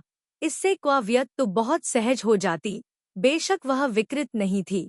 जब वह ठंडा होता और उस पर थूकता तो वह भी दिल टूट जाती और असहज हो जाती, लेकिन वह इस बात से इनकार नहीं कर सकती थी कि उसके दिल में एक छोटी सी खुशी अंकुरित हो रही थी। ग्रीनलैंड का एक बच्चा भी था जो क्वाव्यक्तु को एक सामान्य व्यक्ति की तरह मानता था। क्वाव्यक्तु को लगा कि ग्रीनलैंड की पागल लड़की कहावत का बच्चा ताज़ी ऊर्जा से भरा था। उसके लिए यह इसे पाना बहुत कठिन है। पानी में क्वाव्यक्तु ने अपनी आंखें खोलने की कोशिश की। उसने देखा कि उसके लंबे लंबे बाल पानी में स्याही की बूंदों की तरह तैर रहे थे। पानी में दुनिया स्थिर थी, केवल उसके बाल तैर रहे थे। धीरे धीरे, धीरे धीरे बाल और दूर उड़ गए। उसकी आंखें बाहर तक पहुंचना चाहती थी, लेकिन असहाय थी। एक सेकंड बाद उसका पूरा शरीर पानी से बाहर खींच लिया गया। क्वाव्यत्तु, यह पागल लड़की, सोंग डू ली की आवाज उसके कानों के पर्दे फाड़ने को तैयार थी। मूल रूप से क्वाव्यत्तु कोई सामान्य व्यक्ति नहीं थी। क्वाव्यत्तु, तुम बेवकूफ हो, तुम बेवकूफ हो। नहीं, नहीं, नहीं, क्वाव्यत्तु कोई पागल लड़की नहीं है, नहीं कोई बेवकूफ। उसने उसे कसकर गले लगाया, असंगत रूप से बोला, टोंग डू ली पागल है, बेवकूफ है। उसे यह वाक्य सुनना अच्छा लगा। अपनी आंखें खोलते हुए, पागल, बेवकूफ सोंग डू ली उसे देखकर डर गई। बाथटब के बगल में बैठी, उसे कसकर गले लगा लिया। उसका हाथ धीरे से उसके चेहरे को छू गया। मैंने कहा, टोंग डू ली पागल है, बेवकूफ है। उसने उसे देखा, जिस नज़र से उसे देखना पसंद था, जैसे कि बस एक नज़र ही उसे जीवन भर याद रखने के लिए पर्याप्त थी। उसके दिल में उकेरी जाने वाली पहली चीज आंखें थी, और अंत में चेहरा उकेरा गया। फिर भी देखते हुए, उस चेहरे में अब हमेशा की तरह तेज बुद्धि नहीं थी। संतुष्टि में अपनी आंखें सिकोड़ते हुए ऐसा लग रहा था, सोंग डू लीट पागल है, बेवकूफ है, यह कहावत सच है। सोंग डू लिट, वह पागल और बेवकूफ अब उसे हैरानी से देख रहा है। उसने उससे एक बहुत ही अजीब सवाल भी पूछा, क्वाव्यत्तु, तुमने अभी क्या किया? बेवकूफ? क्या यह अनुमान लगाना आसान नहीं था कि उसने अभी क्या किया? मैं अपनी सांस रोकना सीख रही हूँ। उसने उससे धीरे से पूछा, क्या तुम वाकई अपनी सांस रोकना सीख रहे हो? भौहें सिकोड़ते हुए, शायद उसे उसकी बात पर यकीन नहीं हुआ। जब तक मैं अपनी सांस रोकना नहीं सीख लेता, तब तक रुको, फिर मैं तैरना सीखूंगा, उसने उससे कहा। अपनी सांस रोकना सीखना, तैरना सीखना, यह विचार अभी अभी उसके दिमाग में आया था। ऐसा लग रहा था कि उसे अभी भी उस पर विश्वास नहीं हो रहा था। मैं वास्तव में अपनी सांस रोकना सीख रही हूँ। अगर तुम्हें मुझ पर विश्वास नहीं है, तो मैं इसे फिर से करके दिखाऊंगी ताकि तुम देख सको, उसने उससे कहा। नहीं, उसने उसे और भी कसकर गले लगाया। कोई जरूरत नहीं, अपनी सांस रोकना सीखने की कोई जरूरत नहीं, तैरना सीखने की कोई जरूरत नहीं। उसने तौलिया लिया और उसके बाल सुखाए। उसने शिकायत की कि वह छोटी छोटी बातों से आसानी से घबरा जाता है। हाँ, उसकी शर्ट की आस्तीन और जूते पहले से ही भीगे हुए थे। उसके बाल सुखाने के बाद वह उसके पजामे को संभालने में व्यस्त था। गीला पजामा जमीन पर गिर गया। तौलिया उसके चारों ओर कसकर लिपटा हुआ था। ज्यादा आरामदायक। तभी क्वाव्यत्तु को कुछ पता चला। उसने जल्दी से अपने बाल ठीक किए और टोंग डू लिट से पूछा, क्या अब मैं सुंदर हूँ? प्यारा, बिना सोचे समझे उत्तर दिया। क्या यह सुंदर है? क्वाव्यत्तु ने एक ऐसा पोज बनाया जिसे सुंदर माना जा सकता था। उसने उसकी ओर देखा और एक पल के लिए रुक गया। सुंदर, यह सही नहीं है।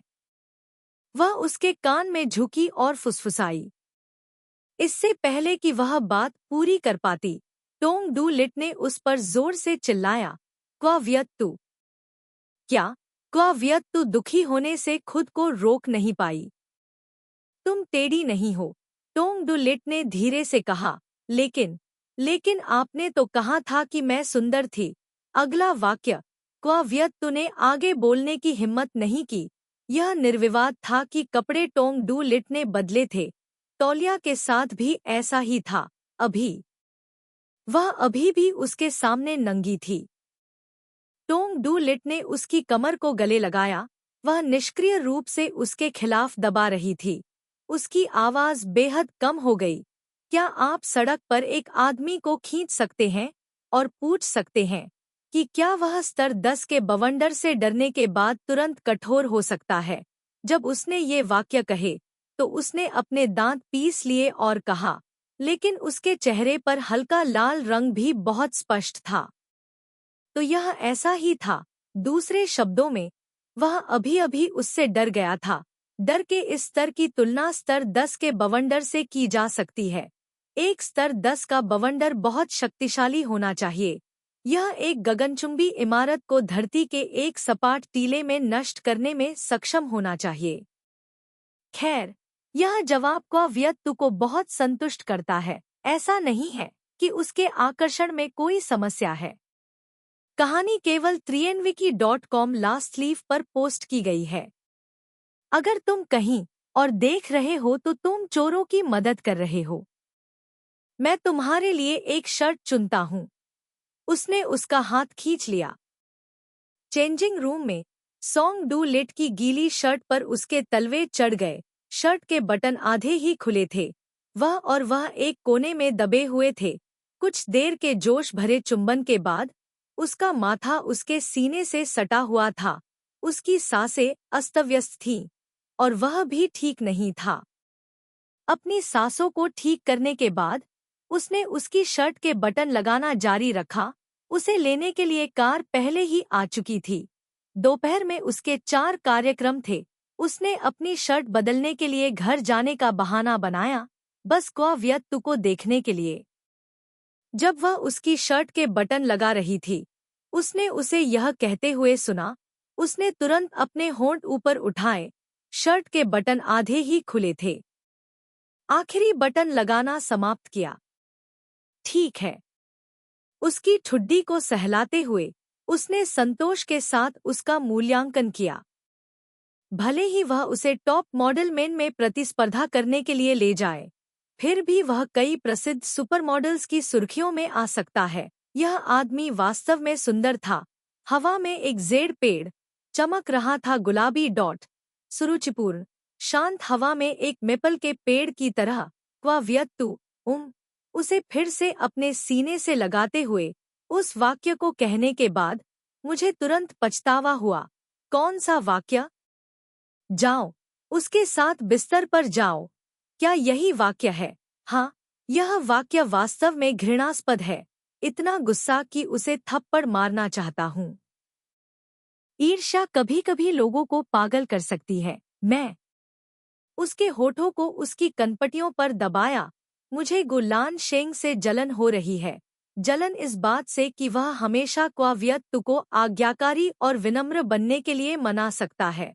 चेहरा उसके शरीर पर दबाया, धीरे से कहा, लेकिन टोंग डू लिट ही वह है जो क्वाव्यक्तु को कैंडी की मिठास का स्वाद चखा सकता है। टोंग डू लिट ने न केवल क्वाव्यक्तु को कैंडी की मिठास का स्वाद चखाया, बल्कि उसे एक बार फिर नीला आकाश देखने में भी मदद की। यहाँ तक कि आंसुओं का मीठा स्वाद भी, जिसके बारे में लोग अक्सर बात करते हैं, वह भी सिर्फ सॉन्ग डू लिट की वजह से है। उसने उससे कहा। शायद ड्रेसिंग रूम में एक दूसरे को जोश से चूमते हुए जोड़े ने लोगों को गलतफहमी में डाल दिया होगा कि अगले ही पल दुनिया का अंत हो जाएगा। अगले ही पल दीवारें ढह जाएंगी और आसमान में बड़ी-बड़ी लहरें भर जाएंगी। नहीं, नहीं, इस दुनिया को कुछ नहीं होगा। जब सूरज पहाड़ के पीछे डूबेगा, तो वह उससे मिलने के लिए वापस आ जाएगा। जब स्ट्रीट लाइट जलेगी, तो वह उसके होंठ को चूम सकता है। थोड़ा गिनने पर यह सिर्फ 5 या 6 घंटे ही थे।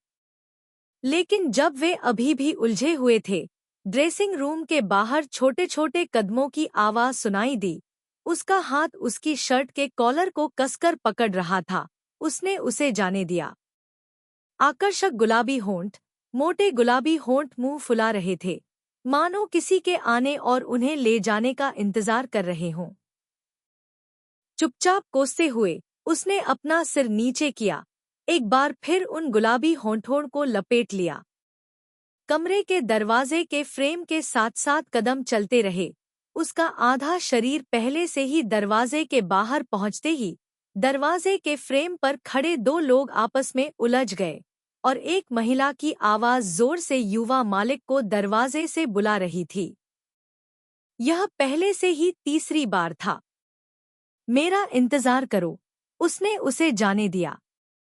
ठीक है, मैं अच्छे से तैयार हो जाऊंगा और तुम्हारे घर आने का इंतजार करूंगा। तुम्हें अच्छे से तैयार होने की जरूरत नहीं है। उसने उसकी नाक की नोक को रगड़ा। तो क्या तुम बिस्तर पर लेट सकती हो और मेरे घर आने का इंतजार कर सकती हो? अपना सिर उठाओ। बिस्तर पर नंगा लेटना सबसे अच्छा है। तो आज रात तुम मुझे कितनी बार चाहोगे? आवाज बेशर्मी से भरी थी। वियत्तू के जरिए वह फिर से हंसी और पूछा कि क्या 4 बार काफी है? उसने उसे जाने नहीं दिया। कुछ शब्द थे जो उसने उसके कान में फुसफुसाने की हिम्मत की, जैसे, जब तुम व्यत्तु जाओ तो इतना गर्व मत करो। आज रात कोई रोएगा। कुछ और, मैं तब तक तुम्हारे साथ रहूंगी जब तक तुम मुझे अपनी मर्जी से पापा नहीं बुलाओगी। ओह, तो तुम्हारे पापा कहने से पहले मुझे बहन कहने के लिए कौन मजबूर था? वियत्तु के माध्यम से। क्या तुम बदमाश हो? तो क्या तुम्हें यह पसंद है? पसंद प्यार? प्यार? कितना प्यार? पागलपन की हद तक प्यार, बेवकूफ बनने की हद तक प्यार। आखिरकार वे दोनों ड्रेसिंग रूम से बाहर चले गए। मेरे लिए रुको। उसे कमरे से बाहर धकेल दिया। दरवाजा खोलकर वह दरवाजे के पीछे छिप गई, क्योंकि दरवाजे के बाहर खड़ा व्यक्ति मैरियन था। दरवाजा 1/3 खुला था। बाहर निकलते समय उसकी आंखें अभी भी दरवाजे के इस 1/3 गैप से उस पर चिपकी हुई थी। इसका दोष उस पर नहीं लगाया जा सकता था क्योंकि उसने उसे सिर्फ एक मोहक नजर दी थी। क्या उसे मोहक नजर देना ही काफी था? बिल्कुल नहीं। आखिरी सेकंड में उसने मुंह का आकार बनाया, जैसे अभी तक हैरान हो। एक हाथ खींचा। उसके चारों ओर लपेटा हुआ तौलिया उसकी कमर तक खिसक गया। उसकी आंखों के सामने एक सफेद क्षेत्र दिखाई दिया। यह वही था जिसे वह छोटी होने पर एक बड़ा और सफेद स्टीम्ड बन कहती थी। उन दोनों ने एक बार उसे बहुत नापसंद किया था। उसका चेहरा खुशी से भरा हुआ था। उसके चेहरे को तुरंत लाल होते हुए देखने का आनंद ले रही थी। दरवाजा बंद हो गया। चुदाई की आवाज दरवाजे से आई। उसने इसे सुना, बेशक मैरियन इसे सुनने से खुद को रोक नहीं पाई। निश्चित रूप से, श्रीमती मैरियन बोली, युवा स्वामी, आपने अभी क्या कहा? इस मामले को उसके युवा स्वामी ने सीधे अनदेखा कर दिया। दरवाजा अभी 1 मिनट से भी कम समय के लिए बंद हुआ था। निश्चित रूप से अब जब वह गेट से बाहर भी नहीं निकला था, तो वह पहले से ही उसे याद करने लगी थी। क्या हुआ? क्या बकवास है? उसने इतने लंबे समय तक जिन होठों को चूमा था, उन पर अभी भी एक चमकदार लाल निशान बचा हुआ था, और लालसा पहले से ही एक कीड़े की तरह उसकी आत्मा को कुतरना शुरू कर चुकी थी। तौलिया को कसकर लपेटते हुए सोंग डू लिट की दक्षिणी छत बिल्कुल सही थी। हाईवे की ओर देखते हुए उसने छत का दरवाजा खोला और वहां प्रतीक्षा करने लगी। बहुत जल्दी सोंग यू लाई की कार हाईवे पर दिखाई दी। यह अफसोस की बात थी कि केवल वह उसे देख सकती थी और वह उसे नहीं देख सकता था, लेकिन इतना ही काफी था। वह दबे पांव चली। उसकी आंखें कार का पीछा करती रहीं, जब तक कि वह एक छोटे काले बिंदु में बदल नहीं गई। पलक झपकते ही छोटा काला बिंदु भी बिना किसी निशान के गायब हो गया। फिर भी वह अपने दबे पांव को छोड़ना बर्दाश्त नहीं कर सकी। उसका हाथ उसके दिल पर रखा हुआ था और वह महसूस कर सकती थी कि इस शरीर के नीचे कुछ छिपा हुआ है। एक आत्मा हताश होकर चिल्ला रही थी, ऊर्जा से भरी हुई, मानो वह कभी खत्म ही न हो। शायद यही वह भावुक प्रेम था जिसके बारे में लोग अक्सर बात करते थे, है न? चाहे वह कितनी भी चूमे, यह कभी भी पर्याप्त नहीं था। चाहे वह कितनी भी गले मिले, यह कभी भी पर्याप्त नहीं था। जब तक वह उसे नहीं देख पाती, वह पहले से ही लालसा से भर जाती। 1 सेकंड या मिनट की नाराजगी बर्दाश्त नहीं कर पाती। यहाँ तक कि छोटी छोटी बातों या छोटी छोटी बातों पर भी वह उस व्यक्ति के सामने रोना चाहती थी। ठीक है, सॉन्ग डू लिट चली गई थी। वह अपने कमरे में वापस जा सकती थी और अपना ख्याल रख सकती थी, लेकिन किसी कारण से वह एक बूढ़ी औरत की तरह व्यवहार कर रही थी, कांप रही थी, धीरे धीरे उस कमरे को छोड़ने से इनकार कर रही थी। थोड़ी देर सोने के लिए उसके तकिए को छू रही थी, फिर उसकी कुर्सी पर बैठ गई। उसने जो कुछ भी छुआ उसे छू लिया। उसे एक बार छूना था, उसे छूने के बाद भी वह नहीं जा सकती थी। यह भावुक प्रेम होना चाहिए, है ना? अगर सच में ऐसा है तो ये थोड़ा डरावना है। यहाँ डरावनी बात यह है कि एक दिन ये बीमारी अचानक गायब हो जाएगी। शायद ये हमेशा हमारी यादों में जिंदा रहेगी। गले लगाने और चूमने के क्षणों को याद करते हुए, उन दिनों को याद करते हुए जब उसने उसके साथ अच्छा व्यवहार किया था, उस समय को याद करते हुए जब वे दोनों एक दूसरे से बेहद प्यार करते थे। बिस्तर की चादरों का रंग, पर्दों का रंग, एक दूसरे के बगल में रखे कपों की जोड़ी, फूलों के गमलों को एक साथ सजाना, और यहाँ तक कि वे समय भी जब वे पाने और खोने के बारे में चिंतित थे। यह भावुक प्रेम था, क्योंकि यह बहुत सुंदर था, इसलिए वे हमेशा इसे खोने से डरते थे। अनिच्छा से दरवाजा बंद करते हुए दालान के बाहर मैरियन एक बेसिन पकड़े हुए थी, उसे घूर रही थी। मेरा शॉवर इस्तेमाल करना थोड़ा मुश्किल है, लापरवाही से उत्तर दिया। अफ्रीकी महिलाओं की एक अच्छी बात है, जब तक बोलने का तरीका बहुत दूर की कौड़ी नहीं है, वे विश्वास करने को तैयार होंगी। आज दोपहर क्वावियत तो यह गणना करने में बहुत आलसी था कि उसने मोमबत्ती के आकार के पेड़ से टोंग डू लिट की छाया के गुजरने का इंतजार करने में कितना प्रयास किया था। मैरियन के शब्द, युवा मास्टर, आप वापस आ गए हैं, उसे कैंची नीचे रखने के लिए मजबूर करते हुए वह मूल रूप से फूलों के बगीचे में छंटाई कर रही थी। पहियों की आवाज सुनते हुए फूलों की छंटाई कर रही थी। जब तक वह बाथरूम में पहुंची, तब तक वह सोंग डू लिट को घर ले जाने वाली कार की आवाज सुन चुकी थी। उसके पास अपना एप्रन उतारने का समय नहीं था और वह जल्दी से दरवाजे की ओर भागी, लेकिन वह अभी भी कुछ कदम देर से थी। मैरियन ने पहले ही उसका हाथ छीन लिया था। सोंग डू लिट का ब्रीफकेस उसके हाथ में था। उसे इतना अन्याय महसूस हुआ कि वह मरना चाहती थी। उसे यह जानना था कि यह कुछ ऐसा था जो वह उसके लिए करने को तैयार थी। प्लांट रूम में छिपकर उसने उसे चूमा और छूते हुए पूछा, क्या हुआ? क्या आप मुझे काम के बाद ब्रीफकेस दे सकते हैं? पूछा। उसने बस क्वावियत्तु को पुकारा, पुकारा और फिर पुकारा, जिससे वह जमीन पर गिर पड़ी। उसका शरीर उसके ऊपर लटक रहा था। हाँ, अटैची मत बोलो, मैं अपनी जिंदगी तुम्हारे हाथों में छोड़ सकता हूँ। फिर से हंसते हुए और छिपते हुए उन दोनों के बड़े कैक्टस के पीछे छिपने के बाद उसने उसे बांस की बाड़ के खिलाफ दबाया। सिर का दुपट्टा जमीन पर गिर गया। उसके बाल खुले हुए थे। उसने उसे पीछे से अपनी बाहों में जकड़ लिया। उसकी नाक की नोक उसकी गर्दन के पीछे के बालों से रगड़ी। उसकी आवाज कर्कश थी। आज दोपहर यह विचार, उसने नीचे कुछ नहीं पहना है, बस तौलिया नीचे खींचो, उसके दिमाग में कम से कम 1000 बार घूम रहा था। इसे दूर धकेलने की कोशिश करते हुए यह जल्दी से फिर से सामने आया, जैसे कोई राक्षस परेशानी पैदा कर रहा हो। तुम क्या कह रहे हो? तुम क्या कह रहे हो? मेरा चेहरा गुस्से से लाल हो गया था, लेकिन मेरे दिल में मैंने मूर्खतापूर्वक उसके लिए खेद महसूस किया। यह विचार आज दोपहर कम से कम 1000 बार उसके दिमाग में घूम रहा था, जिससे क्या आपको चक्कर आ रहे हैं? तो अब क्या करे? नैव ने पूछा। वह जोर से हंसा। उसकी छाती उसकी पीठ से सट गई। वह लगातार हंसता रहा। अध्याय 105। तो फिर आओ पागलों की तरह प्यार करें 5।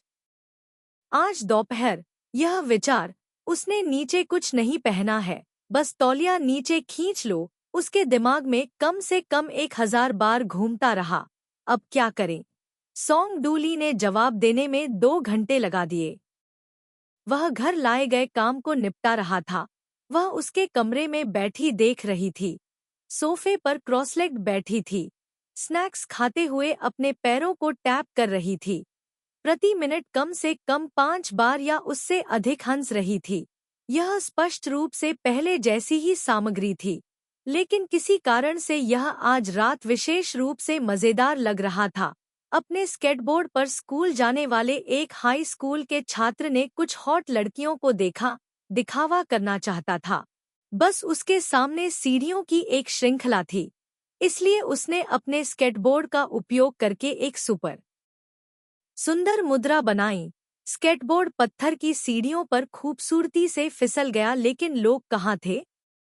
वह इतनी जोर से हंसते हुए सीढ़ियों पर लौट रहा था कि उसका गला लगभग रुक गया। क्या यह मजेदार है? उसने खुद को उसके और टीवी स्क्रीन के बीच में खड़ा कर लिया। उसने सिर हिलाकर उसे इशारा किया कि वह उसका दृश्य न रोके। उसने रिमोट कंट्रोल उठाया। उसके बाद और नहीं देख सका। आंखें उसकी ओर देख रही थी। भाव वास्तव में बहुत खुश नहीं था। उसे परवाह नहीं थी कि वह अब खुश है या नहीं। उसने उसे सोफे से उठाया, पैर हवा में कुछ बार हिलाए, अपनी नाखुशी व्यक्त करने के लिए। उसे देर हो गई है, उसने उससे कहा, घड़ी की तरफ देखते हुए। वाकई थोड़ी देर हो चुकी थी। उसने कुछ नहीं कहा और उसे सोफे से नीचे उतार दिया। उसके हाथ में आलू अभी भी खत्म नहीं हुआ था। उसने आलू को अपने मुंह में डाला। भविष्य में इस तरह का जंक फूड ज्यादा मत खाना, यह तुम्हारे शरीर के लिए अच्छा नहीं है, उसने उससे कहा। सिर हिलाते हुए वह उसे बाथरूम में ले गया। फिर से उसने अपनी छाती के सामने अपनी बाहें क्रॉस की और एक तरफ झुक गया। उसकी आंखें एक होमरूम शिक्षक की तरह थी, जो एक आलसी छात्र की देखरेख कर रहा था जो हमेशा कक्षा छोड़ना पसंद करता था। जल्दी से अपना होमवर्क करो, अपने दांत ब्रश करो, अपना चेहरा पोंछो, अपने हाथ धोओ, अपने साफ हाथ उसके सामने लाओ। यह ठीक होना चाहिए, है ना?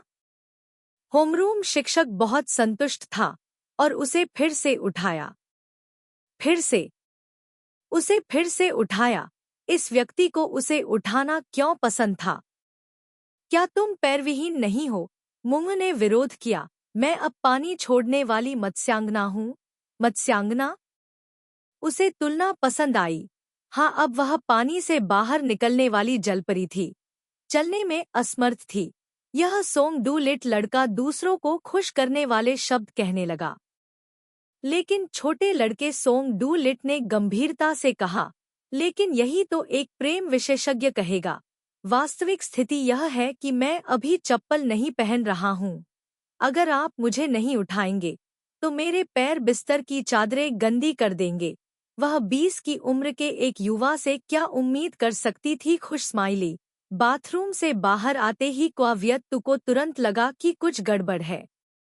टोंग डू लिट ने उसे टीवी देखने में बाधा डाली, उसे आलू के चिप्स खाने में बाधा डाली, यहाँ तक कि उसकी व्यक्तिगत स्वच्छता में भी हस्तक्षेप किया और दबावपूर्ण रवैया अपनाया। उसने उसका कॉलर पकड़ लिया। भविष्य में तुम मुझे नियंत्रित नहीं कर सकते। यह सही नहीं है। भविष्य में मुझे ही तुम्हें नियंत्रित करना चाहिए। उन्होंने तुरंत ही सुधार किया, वाक्पटुता और तर्क से भरपूर बात करते हुए कहा कि अच्छा हो या बुरा, वह इस दुनिया में उनसे कुछ वर्ष पहले आई थी। तुरंत उसने कुछ नियम दिए, अब से तुम्हें ही मुझे नियंत्रित करना चाहिए।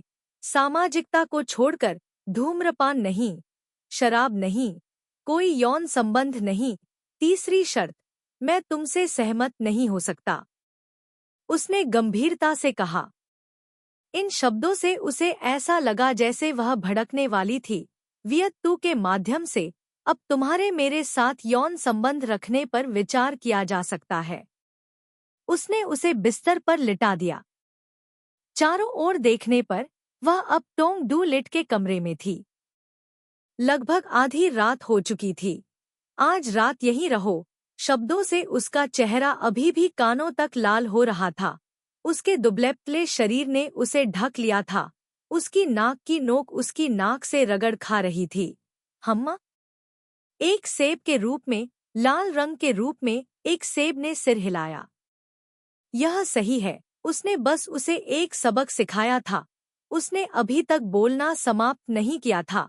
गीत जूलियट, मुझे ध्यान से सुने। सामाजिककरण के अलावा आपको धूम्रपान करने की अनुमति नहीं है।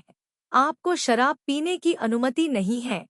जो कि हंसी के साथ यौन संबंध बनाने की अनुमति नहीं है। एक बार उसे मारते हुए हंसी नहीं है।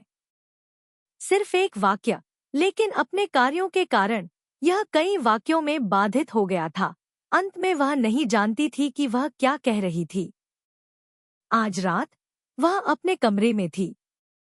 सुबह जल्दी, हवा ठंडी थी। उसके चेहरे पर पड़ती सुबह की धूप एक शरारती बच्चे की तरह लग रही थी जो अपनी पलकें खोल रहा हो। घूमी, उसकी पीठ छत की ओर थी। उसके कंधों पर कंबल उसकी कमर तक खिसक गया था। उसका चेहरा तकिए में गहराई से धंसा हुआ था। उसकी पलकें खुली हुई थी। दुनिया एक अर्धचंद्र में बदल गई थी। वह उस अर्धचंद्र में था। हर एक स्ट्रोक व्यक्तिगत रूप से भगवान द्वारा किया गया लग रहा था। उसका शरीर मैदानों के सुबह के सूरज की तुलना में जीवन शक्ति से भरा था। उज्ज्वल, सुंदर इस हद तक कि उसकी आंखें बार बार उन स्ट्रोक का पीछा करती रहीं। उम्मा, वह कपड़े पहन रहा था। उसकी शर्ट आधी पहनी हुई थी जब उसने महसूस किया कि कुछ गड़बड़ है। उसने अपना सिर घुमाया। निश्चित रूप से यह महिला का व्यक्ति ने फिर से खिलवाड़ करना शुरू कर दिया। कंबल को अपनी कमर तक खींचा, ध्यान से उसे अंदर कर लिया। शर्ट की आस्तीन को बटन करते समय उसने उसके कान के लोब को चूमा। उसके कान के लोब को चूमने के बाद उसने धीरे से उसका नाम पुकारा। हाँ, मैं काम पर जा रहा हूँ। सुनने का नाटक करते हुए, हाँ, मैरियन आपको 8:30 बजे नाश्ते के लिए जगा देगी। हाँ, मैरियन ने कहा कि आपने कल नाश्ता नहीं किया। देखो, तुम उसे फिर से नियंत्रित करना चाहते हो, है ना? आज नाश्ता करना याद रखना। पुनः एक होमरूम शिक्षक की तरह कार्य करना। आलस्य से एक प्रश्न का उत्तर देते हुए, यह पूछते हुए कि क्या वह दोपहर को वापस आएगा। वापस नहीं आ रहा है। डिनर कैसा रहेगा? आज रात को सामाजिक मेलजोल है। अब उस पर ध्यान नहीं दे रहा। मैं दोपहर को लगभग 5 बजे घर आ जाऊंगा। यह थोड़ा बेहतर है। मैं कितने समय तक रुकूंगा? आपको पूछना चाहिए कि क्या आप जितना समय रुक रहे हैं वह मुझे एक बार चाहने के लिए पर्याप्त है। बुरा आदमी, वह ग्रीनलैंड का बच्चा है। ग्रीनलैंड का बच्चा ऐसे शब्द कैसे कह सकता है जो बुरे नहीं हैं? मैं जा रहा हूँ। चारों ओर मत भागो। 9 बजे मैं मैरियन को फोन करके पूछूंगा कि क्या आपने नाश्ता किया है या नहीं।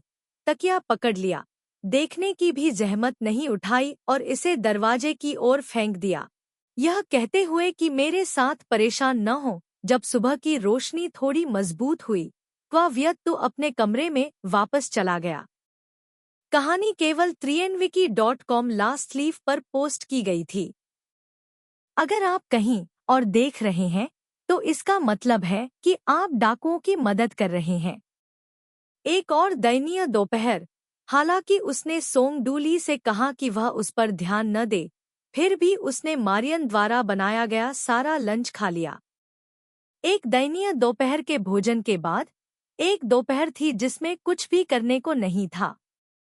दोपहर में क्वाव्यत्तु फूलों के बगीचे में झूले पर लेटी हुई थी, जबकि मारियन एक बेहद बदसूरत फूल चुन रही थी। ऐसा कहा जाता था कि यह एक बीज था जिसे मारियन देहात से लाया था।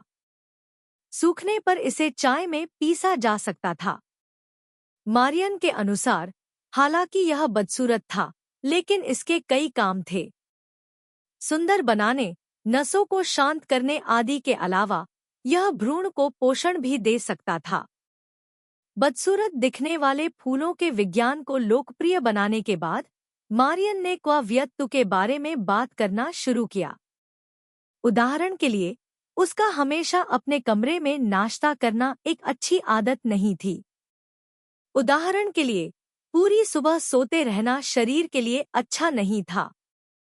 इसके अलावा मारियन ने उससे जिज्ञासु स्वर में पूछा कि वह झूले पर लेटकर कुछ भी क्यों नहीं कर सकती।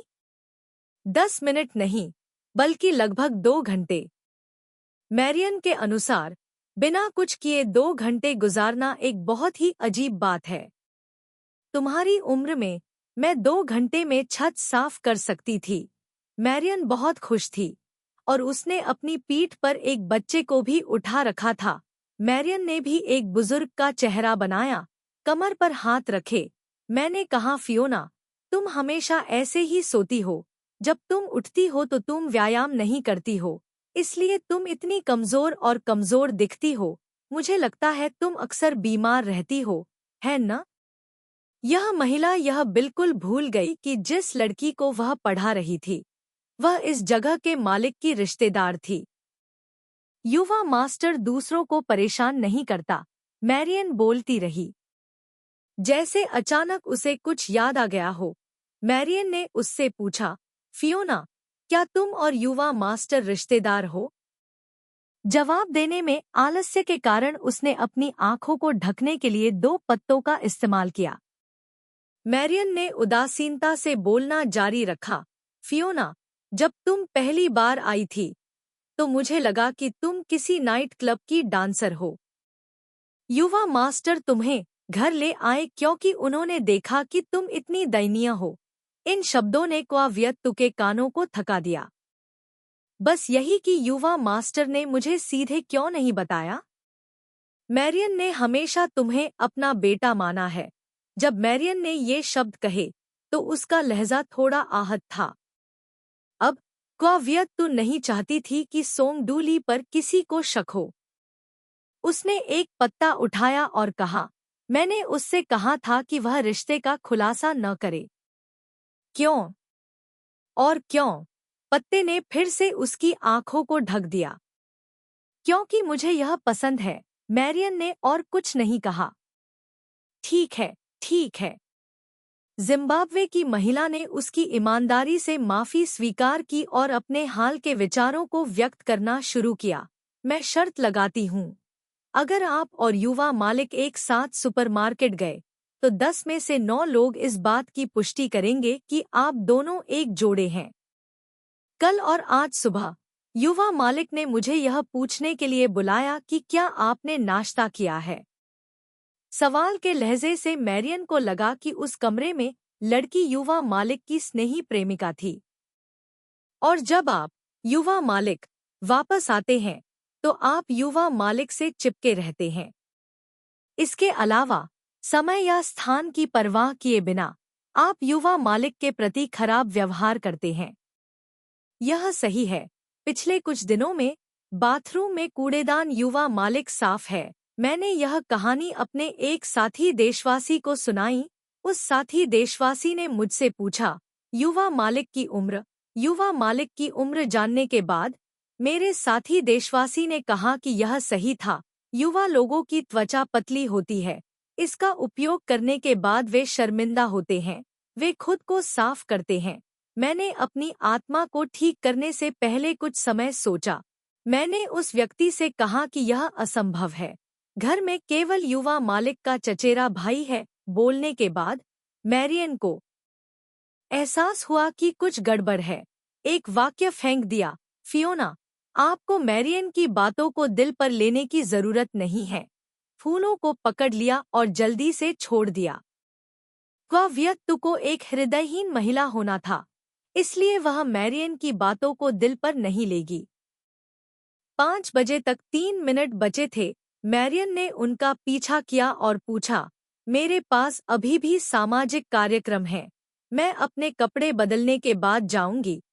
सोंगडू-लीट सीढ़ियों से ऊपर चला गया और वह उससे पहले ही सीढ़ियों का हिस्सा खत्म कर चुकी थी।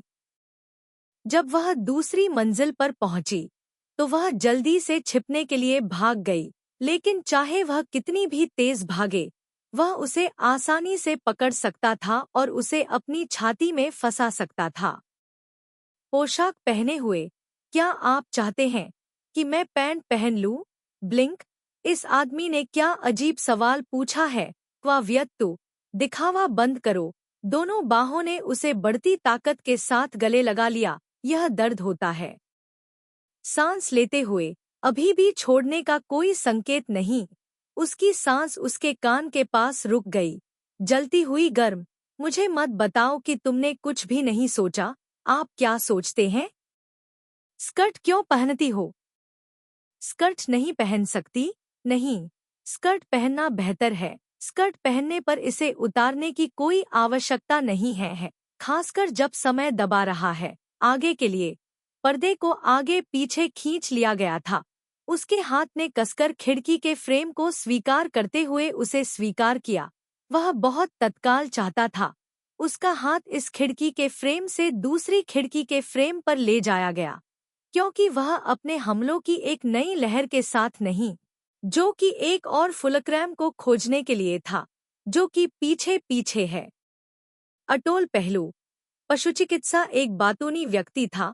उसने अपने होंठ को कसकर काट दिया। कोई भी ध्वनि वास्तव में घातक, और वह भी खराब हो गया था। अंत में पशु चिकित्सक ने अलविदा कहा। खिड़की के बाहर शांत हो गया। होंठ ढीले हो गए। धीरे से करा उठी। दिल मानो छाती से बाहर कूदने वाला था। जब मैरियन ने दरवाजे के बाहर युवा मास्टर को पुकारा, तो वह बिस्तर पर स्तब्ध होकर गिर पड़ी, और वह अपने कपड़े और बाल ठीक कर रहा था। यह बदमाश तरोताजा लग रहा था, लेकिन वह अब एक फंसी हुई मछली की तरह थी, जो उसे कमजोरी से घूर रही थी। मालिक, आपको लेने के लिए गाड़ी आ गई है, मैरियन ने दरवाजे के बाहर कहा। वह नीचे झुका और उसके माथे को चुमा। मैं जा रहा हूँ। हाँ, मैं आज रात थोड़ी देर से वापस आऊंगा। अगर तुम्हें नींद आ रही है, तो पहले सो जाओ। उसने सिर हिलाया। वह फाइल बैग लेने गया जो एक तरफ रखा था। बालकनी के दरवाजे की ओर काफी शांति से चला, उसे खोला और फिर से बंद कर दिया। 1 मिनट से भी कम समय बाद दूसरे कमरे में दरवाजा खुलने की आवाज आई। युवा मालिक, आपको लेने के लिए गाड़ी बाहर इंतजार कर रही है, मैरियन ने आदरपूर्वक कहा। 2 कदम, एक आगे और एक पीछे, उसके कमरे के दरवाजे के सामने रुके। दरवाजा खटखटाने की आवाज आई। मिस व्यत्तु, आप अपने कमरे में खाना नहीं खा सकती। टोंग डू लिट की आवाज दरवाजे से आई। यह कमीना, वह उसे नियंत्रित कर रहा है। और वह कौन है जो हमेशा कमरे में समस्या हल करता है? उसने एक तकिया पकड़ा और इसे दरवाजे पर फेंक दिया। कुछ दर्जन मिनट बाद तकिया वापस अपनी जगह पर आ गया। मैरियन उसे खाने के लिए बुलाने आई।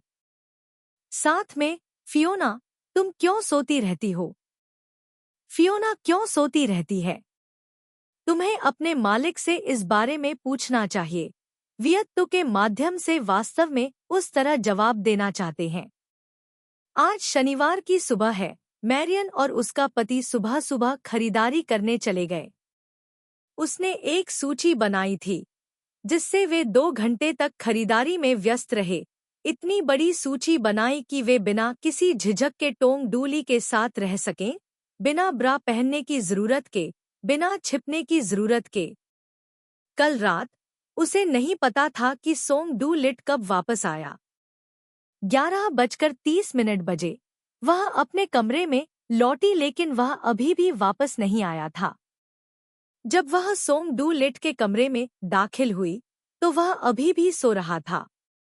वह नाजुक चेहरा, शायद वह कल रात बहुत देर से वापस आया था। उसकी भौहों के बीच थकान का हल्का सा निशान था।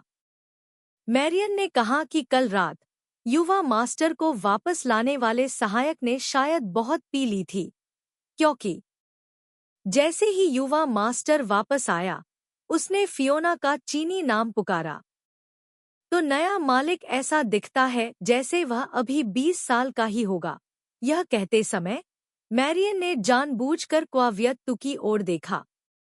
यह ऐसे ही नहीं चल सकता था। अगर यह ऐसे ही चलता रहा तो वह दोनों बेनकाब हो जाएंगे। उसके लिए दस्तावेजों की व्यवस्था करते समय क्वावियत्तु ने टॉम डू लिट के दोपहर के कार्यक्रम को देखा। यद्यपि शनिवार दोपहर को कोई सामाजिक कार्यक्रम नहीं है, फिर भी उसे टाउन हॉल जाना पड़ता है।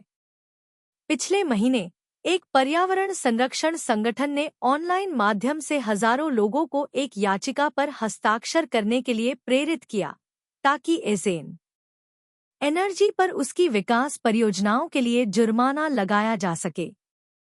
जब 10,000 हस्ताक्षरकर्ता हों तो एसएन एनर्जी के प्रभारी व्यक्ति को इस राय एकत्रीकरण सत्र में भाग लेने के लिए प्रासंगिक दस्तावेज लाने होंगे। यह पूछताछ से अलग नहीं है, लेकिन यह सिर्फ एक व्यक्ति की बात नहीं है। इस जनमत संग्रह में सैकड़ों सीटें हैं। कोई भी उसके लिए चीजें मुश्किल बना सकता है। उसकी प्यारी रास्पबेरी सिर्फ 22 साल की है। उसकी प्यारी रास्पबेरी, हाँ, उसकी प्यारी रास्पबेरी, कोई गलती नहीं। धीरे से उसके बिस्तर पर रेंगते हुए, उसके खिलाफ थोड़ा रगड़ते हुए और धीमी आवाज में पूछा, टॉम डू लिट, क्या तुम वापस आ सकते हो और मेरी प्यारी रास्पबेरी बन सकते हो? ठीक है, उसने आज सुबह खुद से पूछा। क्वावियत्तु ने फिर से अपना लक्ष्य पा लिया, उसकी मीठी रसभरी, जिसे उसने कुछ समय पहले ही छोड़ा था। पहले तो उसे थोड़ा कड़वा लगा, लेकिन अंत में वह बहुत उत्साहित हो गई। जहां तक फूलों के बगीचे में लगाए गए घास के पौधों की बात है, तो उसने अब खुद को वह करने का अधिकार नहीं दिया जो वह चाहती थी।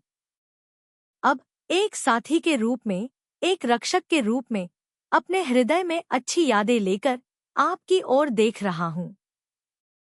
बस तुम्हें देखते हुए समय बीत गया। उसकी पलकें कांपने लगी। उसके मुंह के कोने मुड़ गए, जिससे उसकी सबसे प्यारी मुस्कान सामने आ गई। उसकी आंखों में एक स्पष्ट चापलूसी थी और उसके होंठ नरम हो गए थे, जैसे कि वह किसी भी क्षण उन्हें चूम सकता था। क्वावियत्तु, सुबह की आवाज बेहद मोहक थी। उसे यह बहुत पसंद थी। क्वावियत्तु, तुम क्या कर रहे हो? मैं तुम्हारे जागने का इंतजार कर रहा हूं। उसकी आंखों की गहराई कोमलता से भरी हुई थी। उसे यह बहुत पसंद थी। वह उसे देखता रहा। वियत्तु के माध्यम से, अब तुम थोड़े बेवकूफ लग रहे हो।